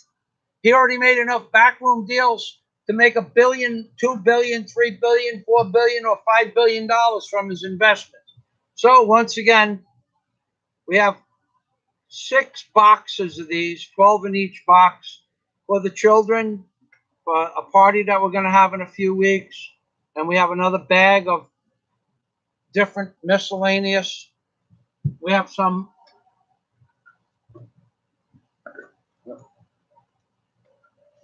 of these kind of balls, it's like a volleyball almost, not as durable as a volleyball. Some of them are smaller for the children, and some of them are a little bit bigger, not much bigger. And then we're going to have a couple of grand prizes of like a soccer ball, something like that. But the problem with giving children's toys here, I gave them out a few years ago, some toys for Christmas to the children. And the problem was I only gave out about 1,500 pesos worth of balls, which it was a ball about this size, but a much better quality. They were 150 pesos each.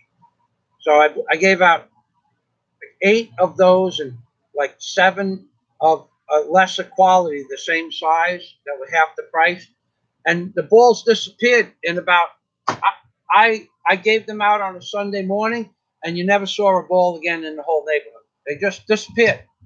The kids, so if I give everybody one of these at 4 o'clock in the afternoon, I'll be able to walk down the block at 7 o'clock at night and watching them bounce their balls in the street, because these things look so cool at night. Aside from the little light at the bottom of the ball, they have like a little goldfish in some of them, or what looks like a goldfish. So these are the ones that when you smash them, I never saw these before. I just got, when you smash them, the goldfish swims around and he lights up. Pretty cool. Anyway, you can thank Jeff Stieglitz for these gifts that you see. And then Daisy and I went out and we got some more stuff that had nothing. Jeff Stieglitz's money, Super Chat money, was spent on this. So we're going to say goodbye. Thanks, everybody, for stopping by.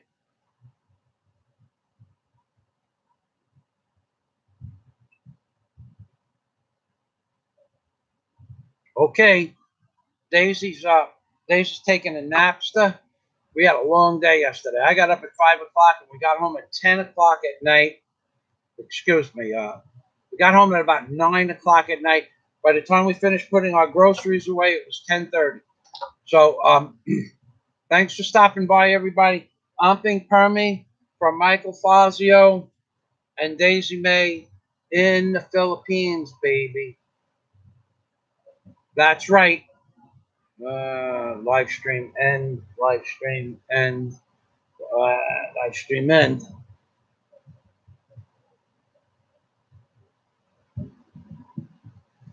Sorry we didn't get to finish the dollar bill videos. That's the way the cookie crumbles. Trump, the wood in the White House. That's right, baby. Oh, wait. I can't go just yet. I have to copy down the comments. And I don't know why YouTube is doing this. I don't know why they're doing it. Last time I went to copy the comments down so I would have a record of the comments. YouTube. And they did it again.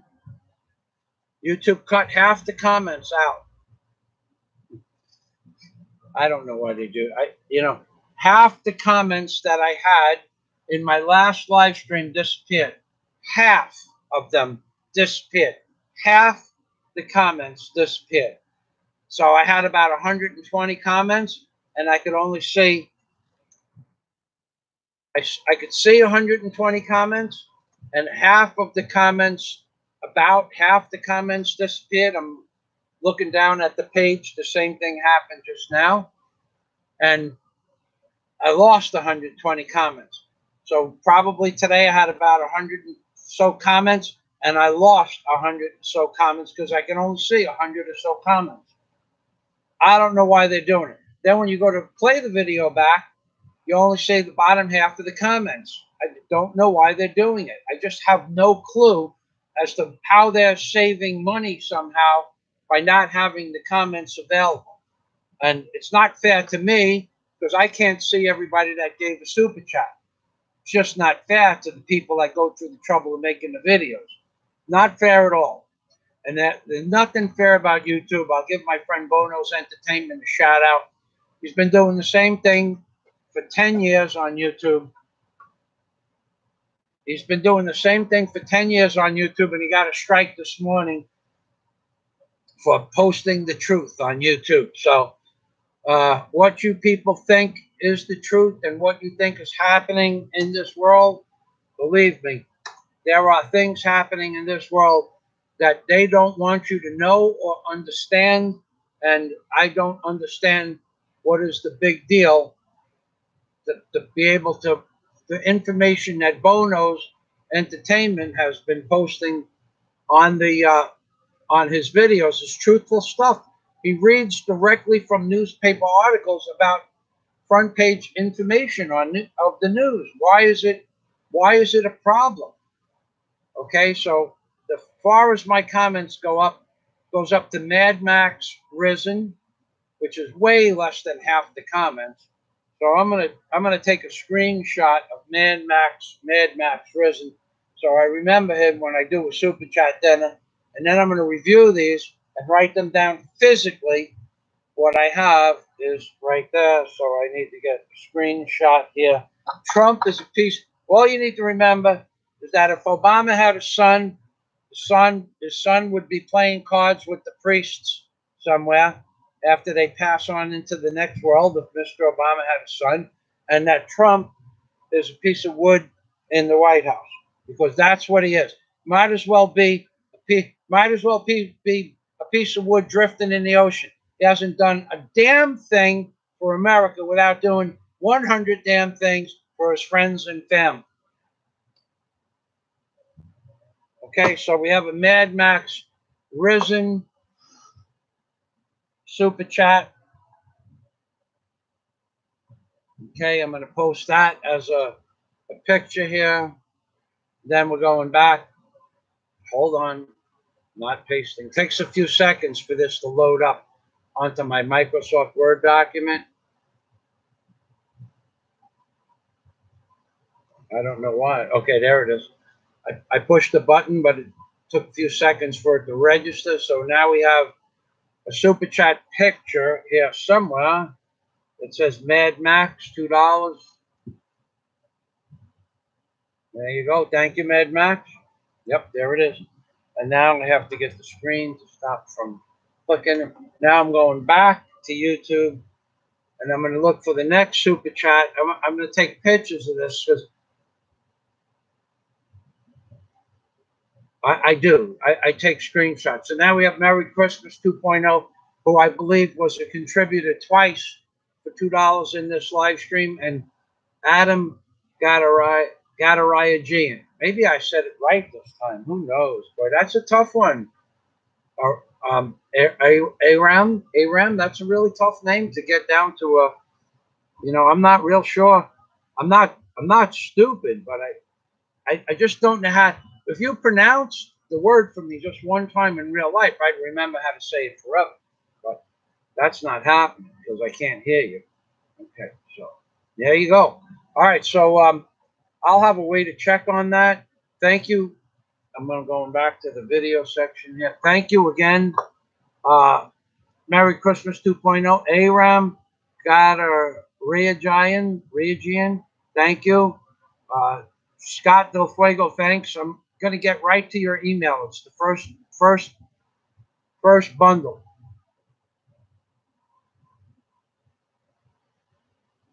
Something in the settings, Fazio. Where's Bosco? Well, why would it show?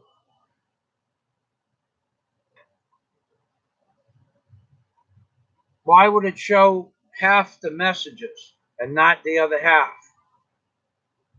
My settings are set for all messages to remain public. You might be right. I know damn well you know more about computers than me, but because I don't know anything about computers and how they work, and I don't know anything about the system and how it works. So thanks for the information, and we're going to say goodbye. Say goodbye to the piece of wood in the White House. I wish there was a real man in the White House, and I don't know who that real man would be.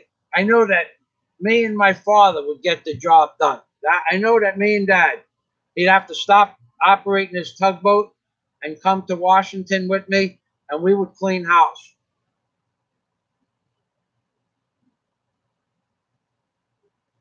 I don't know, Samuel. So God day to everybody from Michael Fazio and Daisy May. Let's give we gave Mr. Obama some balls up on the head.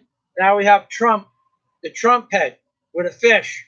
It's a Trump fish head, like the Pope in the White House. That's right, baby. Oy vey and shalom from the Trump fish head in the White House, baby. Oy vey.